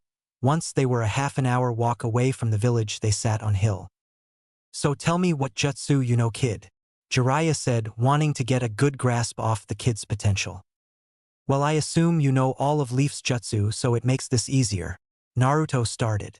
"I know all E, D, C, and B rank jutsu. I also know the Rasengan, Kazama Rasengan, and Demon Rasengan. I've created a technique called the Giant Rasengan. It's basically a giant Rasengan and has about 4 times the power of a normal Rasengan. I've also unlocked level 5 of my Bloodline limit, and as you know of the QB, you'll know I can control his chakra and power. Well, I can handle 5 tails of his chakra, but because I can manage to maintain that power, and so early I screwed up the seal, so now I can only control 2 tails without going insane and losing control," Naruto explained. "But when I'm 16, QB says my coils will be more complex and I'll have more than 200 extra ones. It has something to do with special properties within QB's chakra," But not only will that happen, I will be able to gain control of the 5 tails again, and considering my training I can probably unlock up to 8 tails of his chakra, but to get the 9th tail I have to find the fox summoning contract and have the foxes accept me as its summon master. It won't be as hard as it sounds though. The contract is in the leaf. Naruto finished his explanation. Well, you seem completely powerful for your own good, Jiraiya concluded. It sounds a lot and makes me sound a decent challenge, but I couldn't fight a high-level Chunin and win, Naruto said. But after these 8 months of training, I should definitely be on my way to taking down low to mid-level Jounins. Do you want to be Hokage like your father? Jiraiya asked, wondering if this is why he's trying to become powerful. Not really. I just don't want to walk in his shadow, Naruto explained. Well, kid, you better be prepared for my training. You will rest 16 times in 2 months, which means you will be resting twice a week, Jiraiya said. I would keep you on for the whole 8 months, but I have stuff to do as well. But I suggest trying your father for 3 months of bloodline training. The 6th level is hard to crack. During the first month of Naruto's training, he found the first week hard but got used to the pressure and lack of sleep. The end of the first month was coming to an end, and Jiraiya said he would be tested on 3 jutsu when he finished his 200 daily push-ups, sit-ups, press-ups, and bench press-ups, followed up with a good salad for breakfast, and for lunch he got an apple. After his training he met up with Jiraiya. Now kid, this is a test with each of your Genjutsu, Taijutsu, and Ninjutsu. After this test and the test at the end of next month, I will tell you what your standards are and who you should look for and get to train you on specific parts, Jiraiya explained. Now, I want to see you do the Taijutsu move called Spinning Fox, Jiraiya said. Naruto made a clone of himself and took the fighting position. He rushed forward and broke his clone's defense with his left fist. Naruto landed and jumped into the air, preforming a roundhouse kick. He missed and his clone tried to side-kick him. Naruto blocked and broke through his clone's guard again by pressing its pressure points in its arm, making them useless for a few minutes. But the clone didn't get a chance to do anything else as Naruto called out, Spinning Fox, and roundhouse kicked the clone 6 consecutive times, complete annihilating it. The kid's got potential, Jiraiya thought. He's thought it so many times, but the kid just keeps surprising him. Good, Jiraiya cut in. Now do the Genjutsu, Traveler's Fortune. Naruto just stood there looking at Jiraiya. Jiraiya thought Naruto might not have heard him, but before he could shout, he seen Naruto jump up surprised and ran towards Jiraiya. He looked happy, smiling at him, and he looked down and pointed. Jiraiya looked down and seen a treasure chest full of money. Jiraiya thought it was real, so he picked up a handful of money and began putting it in his pockets. He was laughing with the Naruto, laughing at his good luck, but when he went to grab more, something stopped him. He had a tentacle wrapped around his arm. The blackish-purple poisonous tentacle started draining Jiraiya of his chakra. Before he knew what happened, he was standing in front of Naruto again. So how was that? Naruto smiled. Jiraiya just looked bug-eyed. You didn't even move. I know I've become quite the Genjutsu specialist lately, Naruto bragged. Anyway, do the ninjutsu Raisin Shuriken, Jiraiya said. After hearing Naruto perfected it, he had to get the bai to show him it. So that's your plan, you perv. Get me to show you my new jutsu. Jealous, eh? Naruto said. Just do it, Naruto, Jiraiya said. Sick of Naruto being too annoying. Raisin Shuriken, Naruto shouted. A shuriken went speeding for a tree 20 feet in front of him and cut a few of the trees down. I can make it go over 70 feet, Naruto commented. Very nice, brat, Jiraiya said. You can have the rest of the day off to rest, but I'll be seeing you tomorrow. Naruto's training. End of month 2, start of month 3. Well, kid, you've done it, now for your score, Jiraiya said. Well, at first I would recommend your bloodline training next for definite, and you might want to see your mother for Genjutsu. Your Taijutsu is low Jounin level and your Ninjutsu is high Jounin level. Genjutsu is only on low Chunin level, and it's good to be prepared in all aspects. Thanks, Jiraiya-sensei. By the way, sensei, should I get a weapon and train in that? Naruto asked. It had been on his mind for a while. Nah, you're a ninja, not a member of the 7 Swordsmen or an ANBU, Jiraiya said, laughing. Yeah, you're right. Oh, and sensei? Naruto said. Yeah, brat. Jiraiya asked. Could you train me in sealing after the Chunin exams? Naruto said. Maybe, but no promises, Jiraiya said, smiling at his student's son. So what do I owe the pleasure, Naruto? Erashur asked. Oh, nothing much, your old man. Just wondering if you'll train me in my bloodline limit. It's for the Chunin exams. I can't just now, son. The next time I'm free would be 3 months before the Chunin exam. I can train you then, Erashur said. Yeah, that would be great, Dad. That just lets me have 3 months with Mum training me in Genjutsu, Naruto said. Yeah, that's wise, Erashur said. Well, I'm gonna be off. Need some training to do, and these weights are killing me, Naruto said, disappearing out of the Hokage's office. Naruto was walking about for 2 hours when he finally found the Akatsuki's base. He did the seals necessary to enter the cave they stayed in.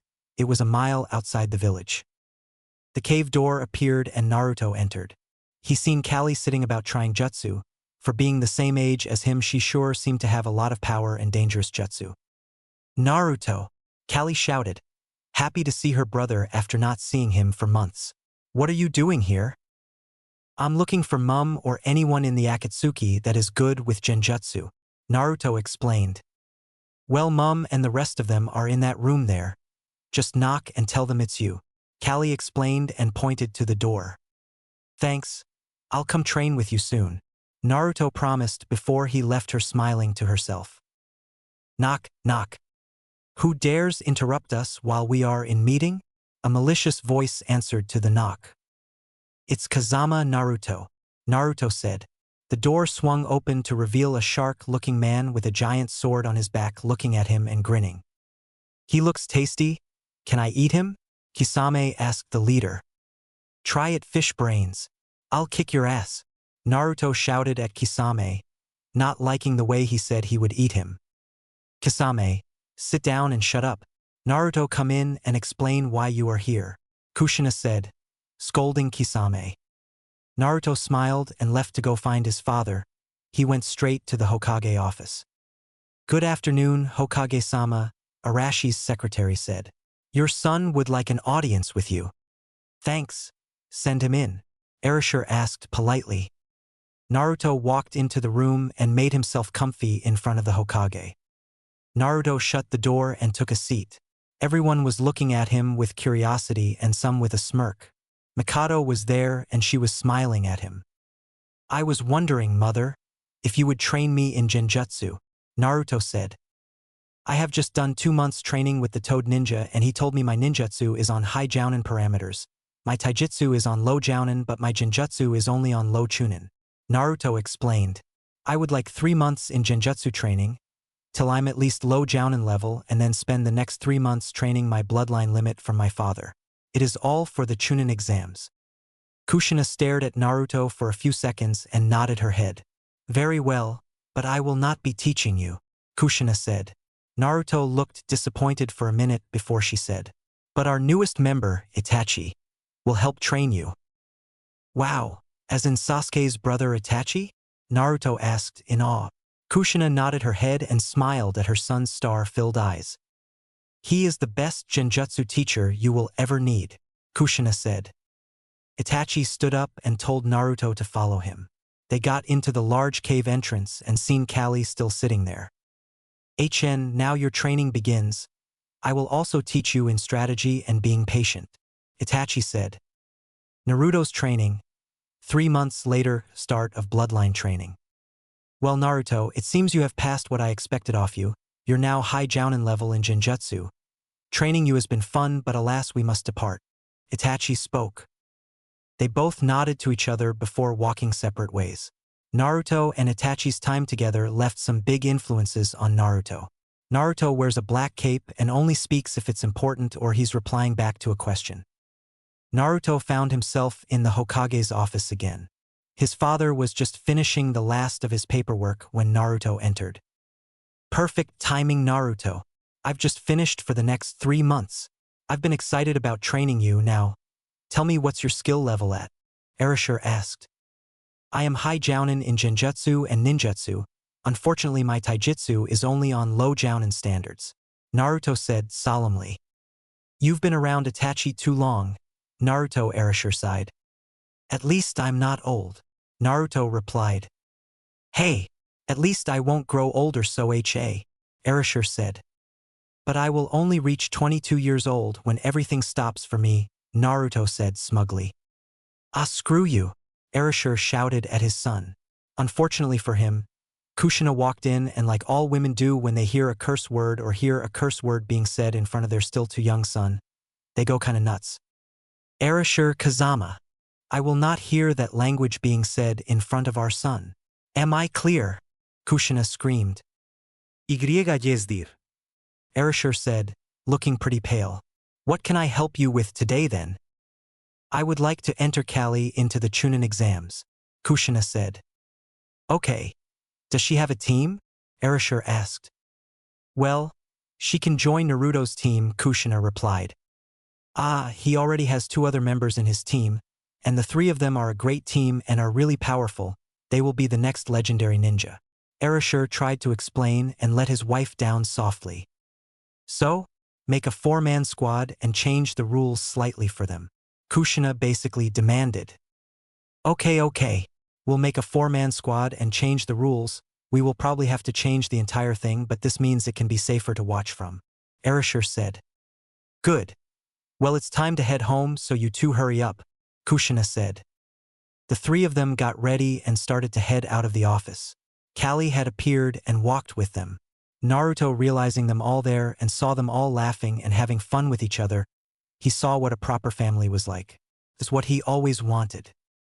What's the matter, Naruto? Kali said, noticing Naruto being quiet. Oh, it's nothing. It's just that. Now I know how it feels walking down the street with your family when you've never had it before. It feels amazing, Naruto said. Kushina and Erashur smiled sadly and held hands. Naruto started being hyper again with his sister, started laughing with the rest of his family. He never thought it could get better than this. The Chunin exam begins. Naruto woke up. Today was the day.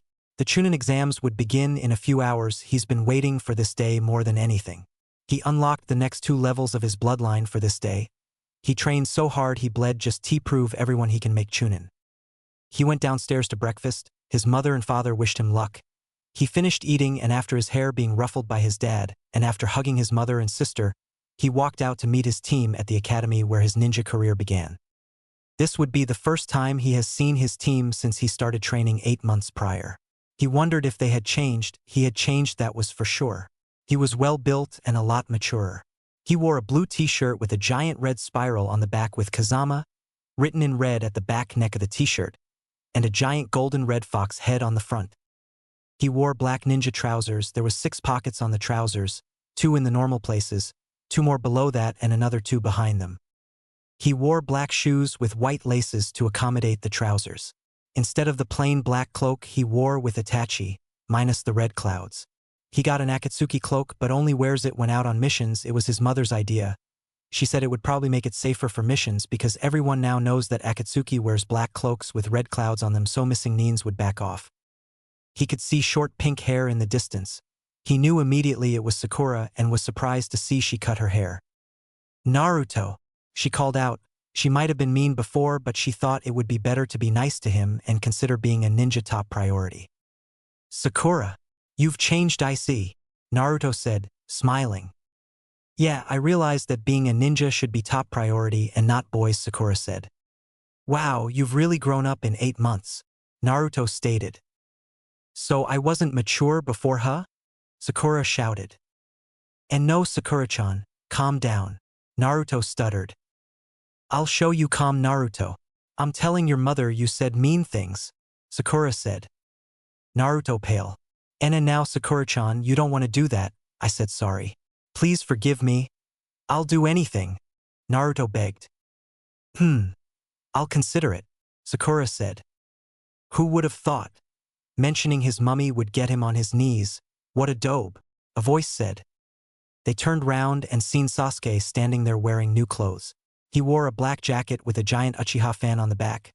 He wore black trousers exactly like Naruto's and the same with the shoes. Well, stuck-up Uchiha has some dress sense, Naruto smirked. Of course, Dobe. Have you not noticed Sakura yet? Sasuke said. Sakura was wearing a pink ninja t-shirt with 6 pockets, 4 on the outside and 2 on the inside. She wore pink ninja trousers with white straps criss-crossing over each side. She wore white ninja shoes with pink laces. Well, I'd give your stealth January 10th, Naruto said. It's meant to be like that, Naruto. It goes with my hair color, and I have a move that will make the enemy see a pink blur. Think of it as a really chakra-consuming jutsu, much like the Yandame's flash step, except I need a lot more chakra. /N. I know his move is called Hiroshin, or something similar, and I don't know the English name for it, so I'm using flash step, Sakura said. Very nice. Anyway, you better have trained pretty good as well, Sasuke, Naruto said. Course dope, Sasuke said, smirking. So how would you guys rate your taijutsu, genjutsu, and ninjutsu? Sakura asked. My taijutsu is high chunin, my ninjutsu is only low chunin, and my genjutsu is high jounin. My taijutsu is low jounin, my genjutsu is high jounin, and my ninjutsu is also high jounin, Naruto said. What about yours, Sasuke? Mine's is the same as yours, dope, Sasuke said. But everyone knows we are on equal grounds. You value speed while I value power. But we are both made for speed and for quick, strong attacks. So it's only normal we are on the same level. Oh, I guess I should have trained more, Sakura said, looking upset. Yeah, you should have just that little bit more, but don't worry, we are getting a fourth member.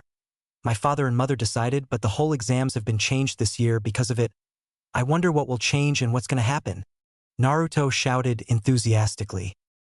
Only way to know is to go, so shall we? Sasuke said. The three started walking up the stairs and seen a large amount of people holding up the hallway. Genjutsu. Do you see it? Naruto said. The two nodded. Let's just walk past them and let the weak get sent away. The two nodded again, and they passed everyone else and walked up the stairs, and one really paying them much attention. They seen the door with 301 written on it and Kakashi standing outside it. He congratulated them and they walked in. There was only about 200 genin in the room. The weak got sent home already. Naruto noticed a red-haired boy standing beside a blonde-haired girl and a guy with face paint on. Naruto knew immediately who it was. Gaara. Sakura, who was standing with the rest of the rookies, heard him and seen him walk off towards the sand team. Sakura mentioned it to the rookies and they all turned to watch Naruto converse with the sand ninja. Naruto stood behind the blonde-haired ninja and said, Well, if it isn't my old girlfriend Temari. Temari blushed at this and turned round and hugged Naruto. Naruto, I've not seen you in ages. Temari squealed. Kankuro chuckled at Temari and Gaara stood as impassive as ever. Naruto thought Gaara wanted to look dangerous, and after looking at him he got the message and nodded. You sand ninja are pathetic, Naruto said out loud just so the starers looked away. When Naruto went back to his friends, a white-haired leaf ninja was standing there with cards. Who else would you like to see? The boy said. Sasuke jumped in here to show Naruto what was going on. Naruto Kazama. Give me info on him, Sasuke said. Isn't that your teammate? The boy said. Kabuto started channeling chakra into the card and Naruto's showed up. Now this is interesting, you're the son of the fourth Hokage, who died but was reborn. After Kabuto had said that everyone in the room was staring at him, Kabuto went on with the card. Teammates are Sakura Haruno and Sasuke Uchiha. Has trained under the legendary ninja Jiraiya, the fourth Hokage, and Kushina Uzumaki, your mother. Taijutsu is on low jounin level, whereas ninjutsu and genjutsu are on high jounin standards. Everyone looked wide-eyed after Kabuto said this. Missions, well, this is interesting. 60D ranked missions, 16C ranked missions, 4B ranked, and an S ranked mission. S rank mission was done the day after your graduation exam with Sasuke Uchiha. Kabuto said. Everyone in the room looked at Sasuke and Naruto. They had to be amazing ninja to do an S-ranked mission the day they became genins. Suddenly, an angry-looking red-haired genin burst into the room shouting Naruto. Rage was apparent in her eyes as they burned with fire. Some ninja in green spandex with a bowl cut and bushy eyes shouted out, "Look at her youthful fires that burn within her eyes." She stormed up to Naruto, who looked fearful, and punched him, sending him across the room. When he got up and walked back towards her, he mumbled an apology and turned back to his friends. "Who's that, Naruto?" Sakura asked. "This is my little sister and our fourth teammate, Karina, A/N. Naruto's sister will be named Karina because I think her old name was stupid, Uzumaki." Kabuto went straight to his cards and checked her out. "Let's see. Kurina Uzumaki, brother to Naruto Kazama. Mother is Kushina Uzumaki and father is the 4th Hokage. Taijutsu, Genjutsu, and Ninjutsu are below Sannin level. Wow, Kabuto said shocked. The rest of the room were left shocked as well, but Kurina just stood there impassive but with mischievousness burning in her eyes. 146D ranked missions, 65C ranked, 25B ranked, 12A ranked, and 53S ranked missions. Who the hell are you? Kabuto said. You don't know much about me, and how you came across Hokage personal information is considered treason.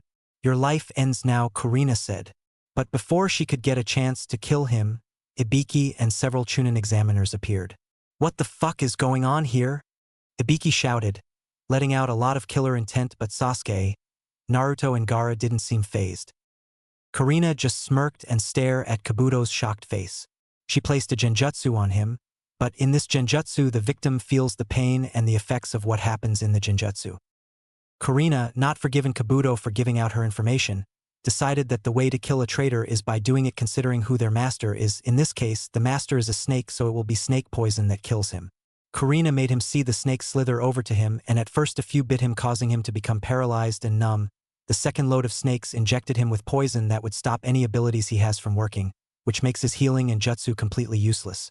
The next set of snakes bit him and injected a poison that would give him 60 seconds to live, and then she sent the last snakes. These snakes were double the size and weight of him, they stated, constricting him, taking his breath, while the poison destroyed his body from the inside out. In the genjutsu it took about 3 hours to kill him. In the real world it took 3 seconds. Kabuto was lying there, horror and pain showing on his face as he lay there dead. He was a spy. He knew information about me, Kurina said. Ibiki, knowing that was a bad thing, just nodded and started the exam after getting some Chunins to take the body to the Hokage and tell him what happened. Now the exams, there is 9 questions, you have 45 minutes to answer them, then you will be asked if you want the 10th question. If you are caught cheating in this exams you will lose 2 points.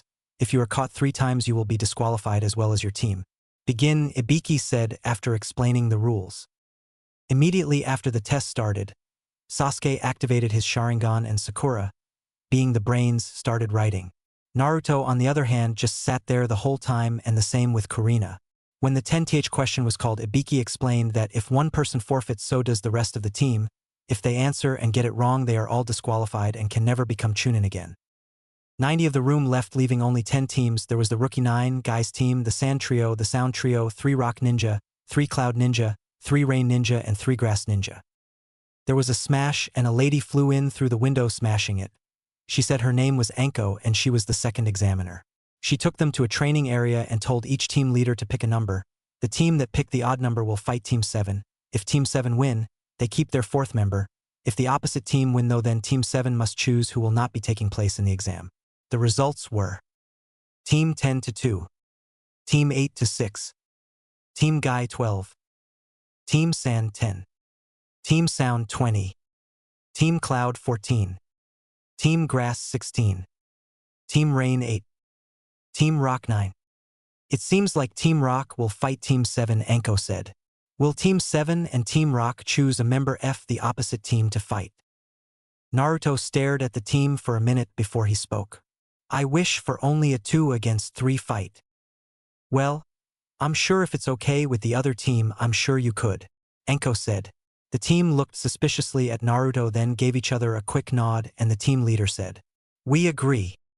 Naruto smiled and said, Kurina will fight alongside me. Team Rock looked like they were going to pee themselves. Kurina smirked at the chance to destroy Rock Ninja. Even though there was a peace among villages now, Leaf and Rock still had issues with each other. Naruto turned to see Kakashi and smiled. Perfect timing. Naruto leaped over to Kakashi and whispered, This is for Obito. Kakashi's eyes grew big from shock and Naruto jumped down to the group. When the fights are ready, begin, Anko announced. Naruto and Kurina stood side by side facing their opponents. Bother were smirking. Before the blink of an eye, Naruto and Kurina shot toward their opponents. Naruto stopped running and crouched. He then jumped into the air and kneed a Rock Ninja in the gut. The Rock Nin swung for him, but Naruto dodged sideways and he twisted his body round and delivered a roundhouse kick towards the ninja's back. The ninja didn't have time to block and took the hit. His back arched in pain, but he GT up and charged Naruto. He swung for him but Naruto dodged. The rock Nin brought his foot up and placed it on Naruto's high and pushed himself up, kicking Naruto in the face. Naruto jumped into the air after him and performed hand signs. Grand Fireball Jutsu! Naruto screamed, burning his opponent to death. Kurina was playing with her opponent. Kurina did hand signs for a ninjutsu. She trapped the rock opponent with rock from the ground. She jumped over the second rock Nin and kicked him to the ground. She rounded on the other ninja who got out of her prison and charged her. Kurina did quick hand signs and shot a silver line towards the rock Nin. He didn't have time to move and got hit with it. He then dropped over dead. Naruto and Kurina were staring down the leader of Team Rock. He charged at them. His speed and power were noticeably different. The two kept speed dodging. Kurina sent a sweep towards his legs. When he jumped into the air, Naruto shot a Raisin Shuriken at him. He dodged it, but still his rib area cut up pretty bad. Kurina ran in with a favorite clan move of hers, Uzumaki style, Whirlpool Oblivion. Water started forming into a 40-foot wide water ball. She then started charging chakra to it and slowly started adding chakra spins to it, so it could take the whirlpool form. 3 seconds later the ball was made, and she sent it tumbling towards their opponent. Naruto, not wanting to miss out on the fun, layered the whirlpool with a move of his own called Divine Obliteration, and the rock Nin was no more after it hit. Well, it seems that Team 7 are the winners. And since we have only got 9 teams, we will continue into the 3rd Chunin exam round in 1 month. So prepare, then meet us at the Chunin Stadium at midday. Enko explained. Well, see ya. During the whole month, Naruto, Sasuke, Sakura and Kurina trained their teamwork, and with Erasure and Kushina's extra training helped, the 4 became an amazing team. They were powerful and their teamwork couldn't be beaten, not even by the legendary Sannin together. The preliminary rounds had just finished and it was the day before the proper Chunin exam. The final battlers and their opponents are Naruto Kazama vs. Neji Hyuga, Sakura Haruno vs. Shikamaru Nara, Kin vs. Temari, Gaara vs. Misama, Kurina Uzumaki vs. Ino Yamanaka, Hinata Hyuga vs. Kirike. Hinata Hyuga's opponent gets to stay in the finals not only to make up the loss of a person, but because his teammate died and he had no one to fight. Height said, "Now you are all dismissed." The next day, Naruto and the other Chunin hopefuls were standing on the ground in front of hundreds of people waiting to watch the fight. There was microphones to hear what the fighters say better and screens to show the audience the fight better. You all know the rules. If Naruto Kazama and Neji Hyuga would stay and the rest of you get off the field. Ganma said. Naruto and Neji stare at each other. It is fate that will make you lose to me today. Neji started. But you've lost, Naruto said as Neji fell to the ground panting. I placed a chakra depletion ninjutsu on the area you stood at the minute he said begin. But this ninjutsu did its job faster because you were trying to scare me with having your Byakugan activated. All it did was feed more chakra into my ninjutsu, so it's safe to say a quick win here. This is why I'm the genius of the Kazama. Naruto walked back up to the stands to hear the whole Rookie 9 telling him a good job. He smiled at being accepted. Match 2. Sakura Haruno and Shikamaru Nara, please come down. Ganma said. I forfeit, Shikamaru said. It's too troublesome. Sakura Haruno wins due to forfeit. Ganma said. Match 3, Kin vs. Temari. Fighters, please come down. The fight wasn't very interesting. Kin hid in the trees due to Temari's wind cutting her up. She tried to trap Temari in a genjutsu, but it failed. Temari ended up winding due to blood loss. Gaara's fight versus Misama was fast. Gaara's sand caught Misama and compressed into him, forcing him to explode. The next fight was just like the last fight, it was fast. Kurina shot a dark red sphere towards Ino. Ino started to panic and ended it by permanently putting herself in a coma by accidentally using her mind technique wrong in her panic. Then, everything stopped. White feathers came down, touching everyone. All the civilians were asleep, but every single ninja in the leaf knew that was genjutsu. All the ninja started to tighten the village security. The dampness in the air could only be something big about to happen. Ninjas wearing a sound symbol on their bodies came rushing into the village, smashing everything they could, destroying the villagers' lives, killing them all. Coral, come back inside. It's too dangerous to be going out. Get back in. A woman shouted through all the killing to her daughter. A man with snake features and a horrible smirk on his face looked towards the stadium. Looks like he's in trouble, the man thought. He heard a call and seen a little girl running towards the stadium. "What's the matter, little girl?" he asked her. "I want my daddy back home," she said. "My name is Orochimaru, but you can call me Orochi," Orochimaru said. "What is your father's name? I will find him and tell him you were asking for him." "His name is Baki. We are from the Sand Village. He is a Jounin sensei. Please find him," the 13-year-old girl cried. There was a shriek and Orochimaru and Coral turned round in shock to see Coral's mum being murdered. "Mummy, Coral shouted. Orochimaru grabbed her and took her with him to the stadium. There was nothing they could do for her. When they got to the stadium, Coral shouted on Baki. When he came, he thanked Orochimaru and told him where the Hokage was. He knew Orochimaru was a missing leaf Nin, but he was here as there was an obvious reason for him making an appearance. Orochimaru ran up to where his old rival was fighting for his village, and there he seen him. The imposter, the fake Orochimaru, stood there fighting his old rival. All of Orochimaru's ninja turned to him. He shouted to the and told them that the person was a fake and to destroy him and help the Hokage. They tore down the barrier, keeping everyone between the fake Orochimaru and the Hokage's fight. ANBU and Jounins all over the stadium now surrounded the fake Orochimaru. Orochimaru noticed the Kyuubi brat there looking angry. Then he attacked the fake Orochimaru and destroyed his arm. It grew back, of course, but it was a noble effort, Orochimaru thought. Orochimaru then went through a lot of hand seals and purified the fake Orochimaru and in turn received the strength he had through the years. "We need to speak, Erasure," Orochimaru said to the Hokage. Yes, we do," was all he said. 2 days after the Chunin exam. Hokage's office. "So, tell me the story of how there was 2 of you," Erasure said to Orochimaru. "I developed 2 new jutsu. One was a technique that can absorb all of a person's chakra and make it into your own chakra. The second technique is a clone technique I specially developed. The plan was create 2 of me and absorb their chakra. The clone technique takes up a lot of chakra out of someone and 2 is my only limit. The destruction came after I tried the technique. I made the clone jutsu ruined because I added 1 extra hand seal.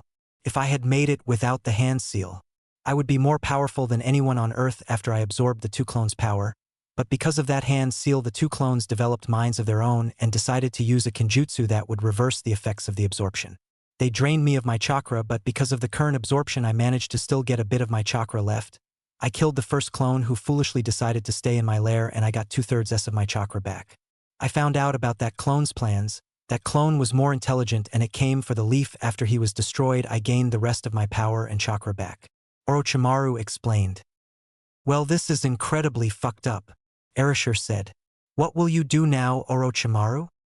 "I wish to come back to the leaf. There's no way I can betray you and win if the rumors about you being immortal are true," Orochimaru said. "Yes, they are. Kami himself brought me back," Erasure stated.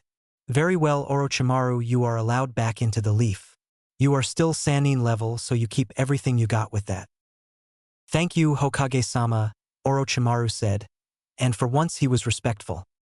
Knock knock. "Come in," Erasure said. Naruto walked in. "What can I do for you, Naruto?" Naruto looked like he was holding in a breath. He let it out. "Will you teach me kenjutsu? Because Jiraiya-sensei won't teach me seals yet," Naruto asked quickly. No. Erasure said. He quickly looked around the room and searched for chakra signatures. There was a signature as big as a mouse's. He decided it wasn't important and turned back to Naruto. "I'm the Kami-damn Hokage for Kami's sake. Did you just curse the good Lord Kami-sama's name?" A female's voice was heard from somewhere in the room. Erasure noticed the mouse's chakra spike 1,000 times more than it was. Kushina appeared and grabbed Erasure by the ear. "You will not speak that way, especially in front of your son. Do you know how disgraceful you're being, you? You! Potty mouth!" Kushina screamed. Orochimaru and Naruto looked on, sweat dropping at their antics. "Why don't I train the boy, Erasure?" Orochimaru suggested. "That can be my thanks for allowing me into the village again." Erasure thought about it and agreed. "Fine, you have a deal, Orochimaru. Kushina, I expect you to avoid trouble with Orochimaru and likewise Orochimaru with the Akatsuki. We don't want bad blood between us," Erasure said. Kushina and Orochimaru nodded. "Well, boy, let's go. We shall start with the lower leaf kenjutsu." Remember this though, boy, all of these kenjutsu are a S or SS ranked. So if you abuse them, you take responsibility. Orochimaru warned. Naruto nodded, understanding that he must be prepared for these. A few months later, it was October 10th.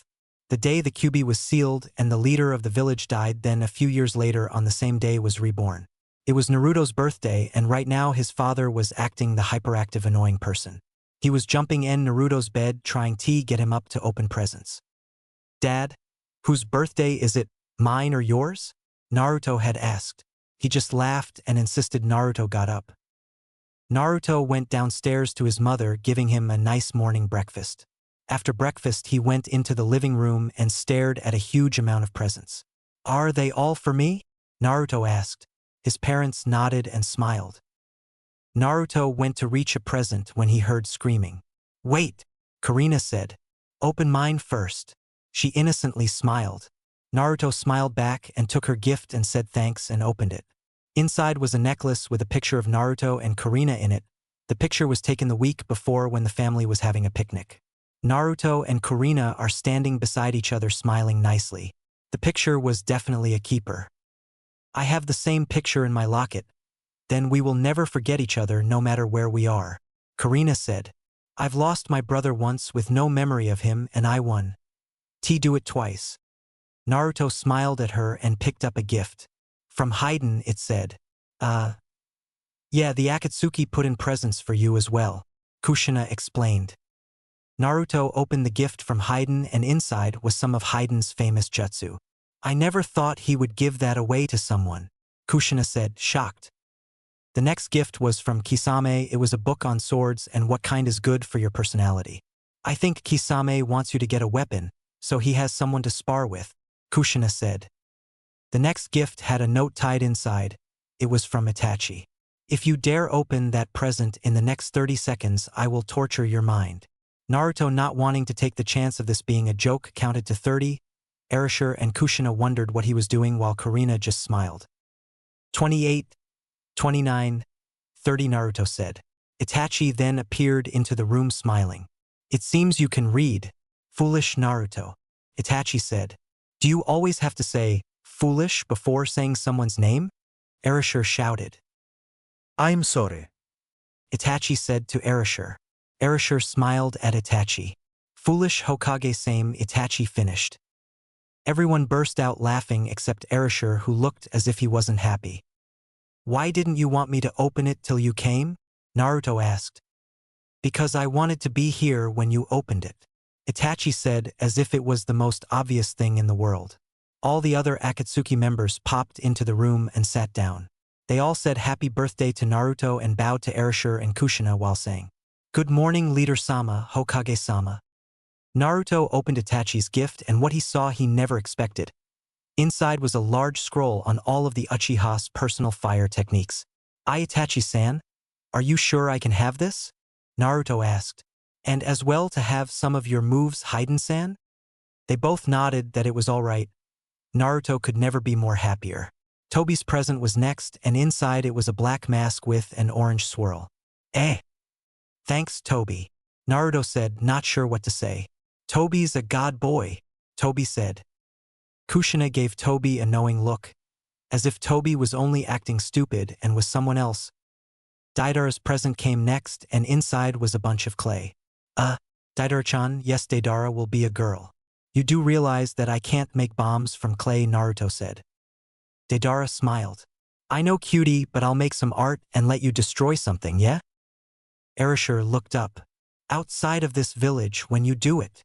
He nearly screamed. Yeah. I know, Naruto said. Deidara just giggled. For an S-class criminal, she sure is girly. Sasori's gift was next, and he gave Naruto a book and said he will give free lessons on the human body. He said it would be good for Naruto to know every jutsu from every village and not the forbidden jutsu. He also said apart from human anatomy and normal jutsu that kenjutsu, swordsmanship and seals would probably help a lot in his ninja career. Zetsu's present was 10 leaves of a rare herb. If you ate a leaf for the next 2 weeks, you will never run out of chakra. But the cost is dear, you will lose all feeling in your body for 3 days. Kakuzu's present was an extra holder, but instead of carrying kunai and shuriken, it carried 30 soldier pills. 30 blood pills and bandages. He said in case you're on a dangerous long-term mission with enemies, then the pills and bandages will help. Not just him but allies as well. Naruto then picked up a present from Orochimaru. Said on a note, "Dear Naruto, after you have finished reading this note, do the following hand seals. Bite your thumb and touch the ground. When you're touching the ground, pour chakra into it. The seals are hare, ox, rat, ram, snake." Naruto stood up and did the seals, then bit his thumb and touched the ground. After pouring chakra into the ground, there was a pop and Orochimaru appeared. "Well done, Naruto. If you are ever in need of assistance, do them hand signs and pour chakra into the ground, and I will be there, Naruto-kun," Orochimaru said. Orochimaru got dirty looks from the others, but mostly from Itachi, but Naruto knew the story about the snake trying to steal the weasel's body. "Now is my present, dear. I think you'll like this. I developed it myself," Kushina said. Naruto opened up her present, and inside was an old-looking scroll with a jutsu on it. It read 7 Eyes of the Uzumaki. "What kind of technique is it?" Naruto asked. "Well, this jutsu is over 3 million years old. We came across it by accident 13 years ago. What happens is 7 different colors glow beneath your eyes. They all have different uses and I'm the only person that can help you with it. So once you fulfill the special requirements for the jutsu and manage to unlock it, I'll help train you in the technique," Kushina said. Naruto smiled. "Thanks, Mom." Erashur stood over his son, analyzing him. Naruto stood there waiting for the unexpected form, his unpredictable father. "Well now, this time this family has a new generation. Naruto, will you take the scroll I'm about to give you, and will you then pass this technique along to your kids and their kids until our clan is known through the world once again?" Erashur asked. Naruto nodded in full confidence. Erashur nodded as well, accepting Naruto with this special technique. "This, Naruto, is the flash step. This is the technique I used to bring down an entire ninja village." Naruto stood in awe looking at the scroll. "Thanks, Ad," Naruto said, still shocked but really happy. There was a knock at the door of Naruto's house a few minutes after he had been giving these special gifts. It was Sasuke at the door along with Shikamaru, Kiba, Choji, Hinata, Neji, Lee, Tenten, Guy, Kakashi, Sarutobi, Konohamaru, Udon, Moegi, Shino, and all of the clan heads. They all came in and said hi to the Akatsuki members and said happy birthday to Naruto, and they all handed him gifts. Naruto started to open up presents again. Shikamaru gave Naruto a shoji set. Choji got Naruto a civilian headband with the word unpredictable written across it. Kiba told Naruto he would be taking him out soon. Being a ninja means you're a man and can get anything normally, so Kiba decided to take Naruto out. Hinata gave Naruto a small bottle of cream. "I hope it'll help you one day," Hinata said, blushed and ran off. Neji gave Naruto a book on taijutsu forms and Lee gave Naruto an advanced version of the book. They told Naruto that he needed both books to be able to use the taijutsu forms. Tenten gave Naruto a discount on any weapon in her dad's shop. Naruto told her he might be seeing her soon. Tenten got the wrong idea to start with and started blushing. Guy and Kakashi told Naruto they both called in some favors and will train Naruto's chakra control. Guy said if he and Kakashi cannot make Naruto have perfect chakra control within 3 months, he would run from the Leaf to Sand Village, run around the Sand Village, and head back to the Leaf 100 times. Shino came next and gave Naruto a strategy book. The book gives you a description of a ninja battle gone wrong. It gives you a bunch of answers and you have to choose the logical choice, and the book will always give you a different one if you charge chakra into the book. Konohamaru, Udon, and Moegi gave Naruto a belt for his ninja trousers. In the center of the belt and the buckle was a circle shape with boss writing in kanji at the top of it, and below it said Konohamaru Cores, and there was a picture of Konohamaru's face wearing his goggles and scarf. All the clan heads bowed to Naruto and Naruto respectfully bowed back. Hayashi and Fugaku nodded to each other and proceeded with what they were going to say. "As you know, Naruto, you may not have always been lucky in life, but you never gave up, and if it wasn't for you having the QB in you, we would all be dead by now. So this is our thank you gift and birthday present. You, Naruto, may now owe each of us 3 favors," Fugaku said. Naruto nodded happily. This could prove to be useful, he thought. Last but not least was the old Hokage. "Now I know, Naruto, that you have this house, but for my gift I would like to give you the official house keys to the Kazama estate, and I shall give you the information to get into your bank account. You have quite the sum of money in there, you know," the old Hokage chuckled. Sasuke then walked up to Naruto. Dobe, we've been friends for years, and after all these years, I still don't know what to get you for your birthday, so I have an idea. In a few years, let's make our own village, and on top of that, let's create techniques together only the famous Uchiha and Kazama brothers can do. We will show the world that Sasuke and Naruto, Uchiha and Kazama, will once again be known throughout the world. Naruto thought Sasuke was going crazy by the look in his eye, but decided it was a good idea and they could be known throughout the whole world as being really powerful. Naruto told Sasuke it was a great idea. Itachi, Kakashi, Erasure, and Orochimaru all offered to train the two in nature manipulation and in how to combine two attacks. The rest they would figure out on their own. It was early in the afternoon when everybody had to get back to business. Sasuke and Naruto went to practice some jutsu Naruto got for his birthday. He was trying out some of Haiden's moves and was being successful. Sasuke was practicing Chidori. Kakashi taught Sasuke it in hopes of him using it in the Chunin exam. Sasuke? Naruto called out. HN. Sasuke replied. Where was Sakura and Ino? Naruto asked, looking down a bit that his teammate and fellow rookie weren't there. Who knows, Dobe? Let's go look for them, Sasuke suggested. Naruto nodded and they headed out towards the market. Everybody smiled at Naruto and said happy birthday, but Naruto was just thinking, oh yeah, it's my birthday again. What, no beatings again this year? Sasuke. Let's do something nice for someone today, Naruto said. What do you mean? Sasuke said. Let's get some flowers for our mums, Naruto said. Just to say thank you. What's the matter with you today, Dobe? Sasuke asked, worried about his friend's behavior. Nothing, I just thought it would be nice, Naruto said. Then he began smirking. Say, Sasuke, how about we make some girls' day? Sasuke looked at Naruto weird and said, like, give them flowers? Naruto, still smirking, nodded. Sasuke thought about it and decided it would be a nice idea. The boys walked into the nearest flower shop and seen in working. Hey guys, she called to them. They said hey and walked over. It's great you're here, Naruto. I was just about to come give you your birthday present, she said, smiling. I was wondering where you were today, Naruto said. Sorry, I was getting your present.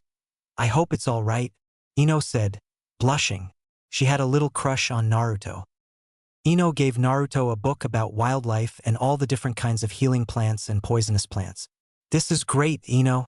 Now I can become a really great ninja. This will help me when I'm out on missions and can't get to a town to heal mine or my comrades' wounds.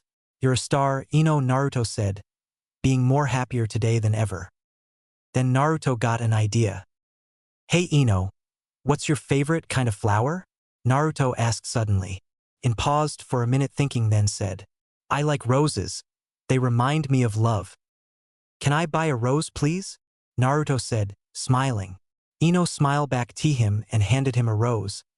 He gave her the money, then handed her the rose. What's the matter, Naruto? Don't you want the rose? Ino asked.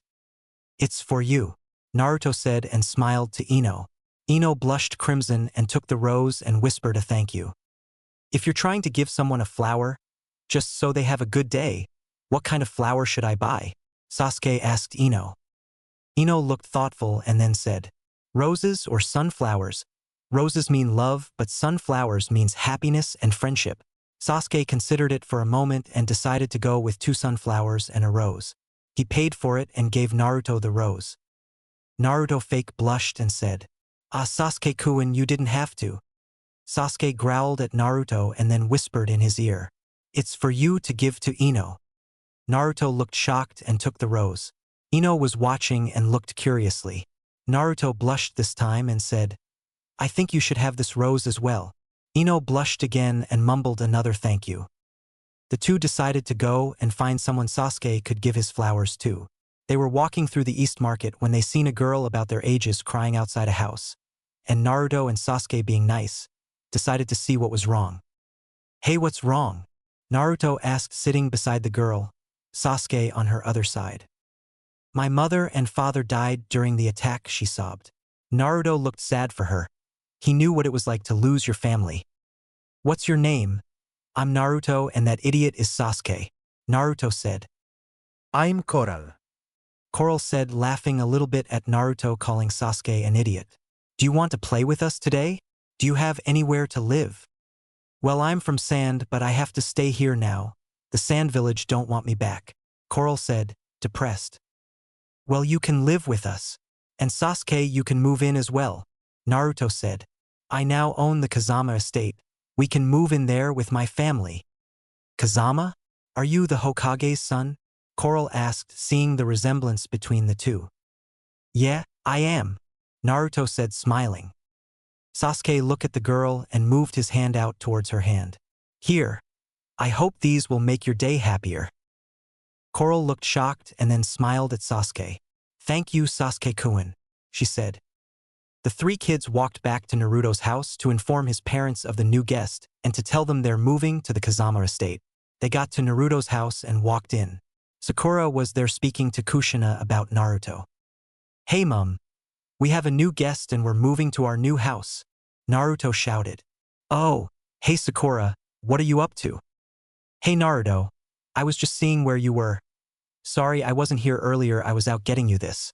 She handed him a present. He opened it to find a picture. It was of Team 7 3 days after they were formed. I'll treasure it forever, Naruto said, smiling. Well, brat, it seems as if you're of age now, Jiraiya said, walking into the room with Erasure. Here's your present. Jiraiya handed Naruto a book. Naruto opened it to find Every Makeout Paradise edition outsigned by Jiraiya himself. I've never seen these, what is it about? Naruto asked, but when he opened the front cover nearly somersaulted backwards with a nosebleed. Jiraiya-sensei, Naruto shouted. Calm down, brat. Just wait. Till you read 'em you won't be disappointed. Jiraiya shrugged and walked off. Naruto told his parents that they had a new guest and were moving to the Kazama house. Later that night, Gaara, Temari and Kankuro came to give Naruto birthday presents. Gaara gave Naruto a book on how to perfect your body enough to be able to control a demon sealed inside of you. He found it when looking back into the Sand Village's past, and since Gaara only has the one-tailed demon, he can control Shikaku easily now. Kankuro gave Naruto a set of clothes in case he ever visits the sand. Kankuro said he would definitely need them. Temari kissed Naruto on the cheek for his birthday, as she didn't know what he would like and he definitely liked that. 2 months later. Hey brat, come here a minute, Jiraiya shouted to Naruto. Naruto looked up and noticed Jiraiya. He waved and walked over to him. What's up, Jiraiya-sensei? Naruto asked. Well, as you know, your dad's resigning his position as Hokage, and he has sent me on an S-ranked mission to find the new Hokage and convince her to come back, Jiraiya explained. Naruto thought about it and agreed. Sure, sensei, so who are we looking for? And when do we leave? We leave in an hour, meet me at Leaf's eastern gate, Jiraiya said. And tell your old man you're coming with me. Jiraiya then disappeared in a plume of smoke.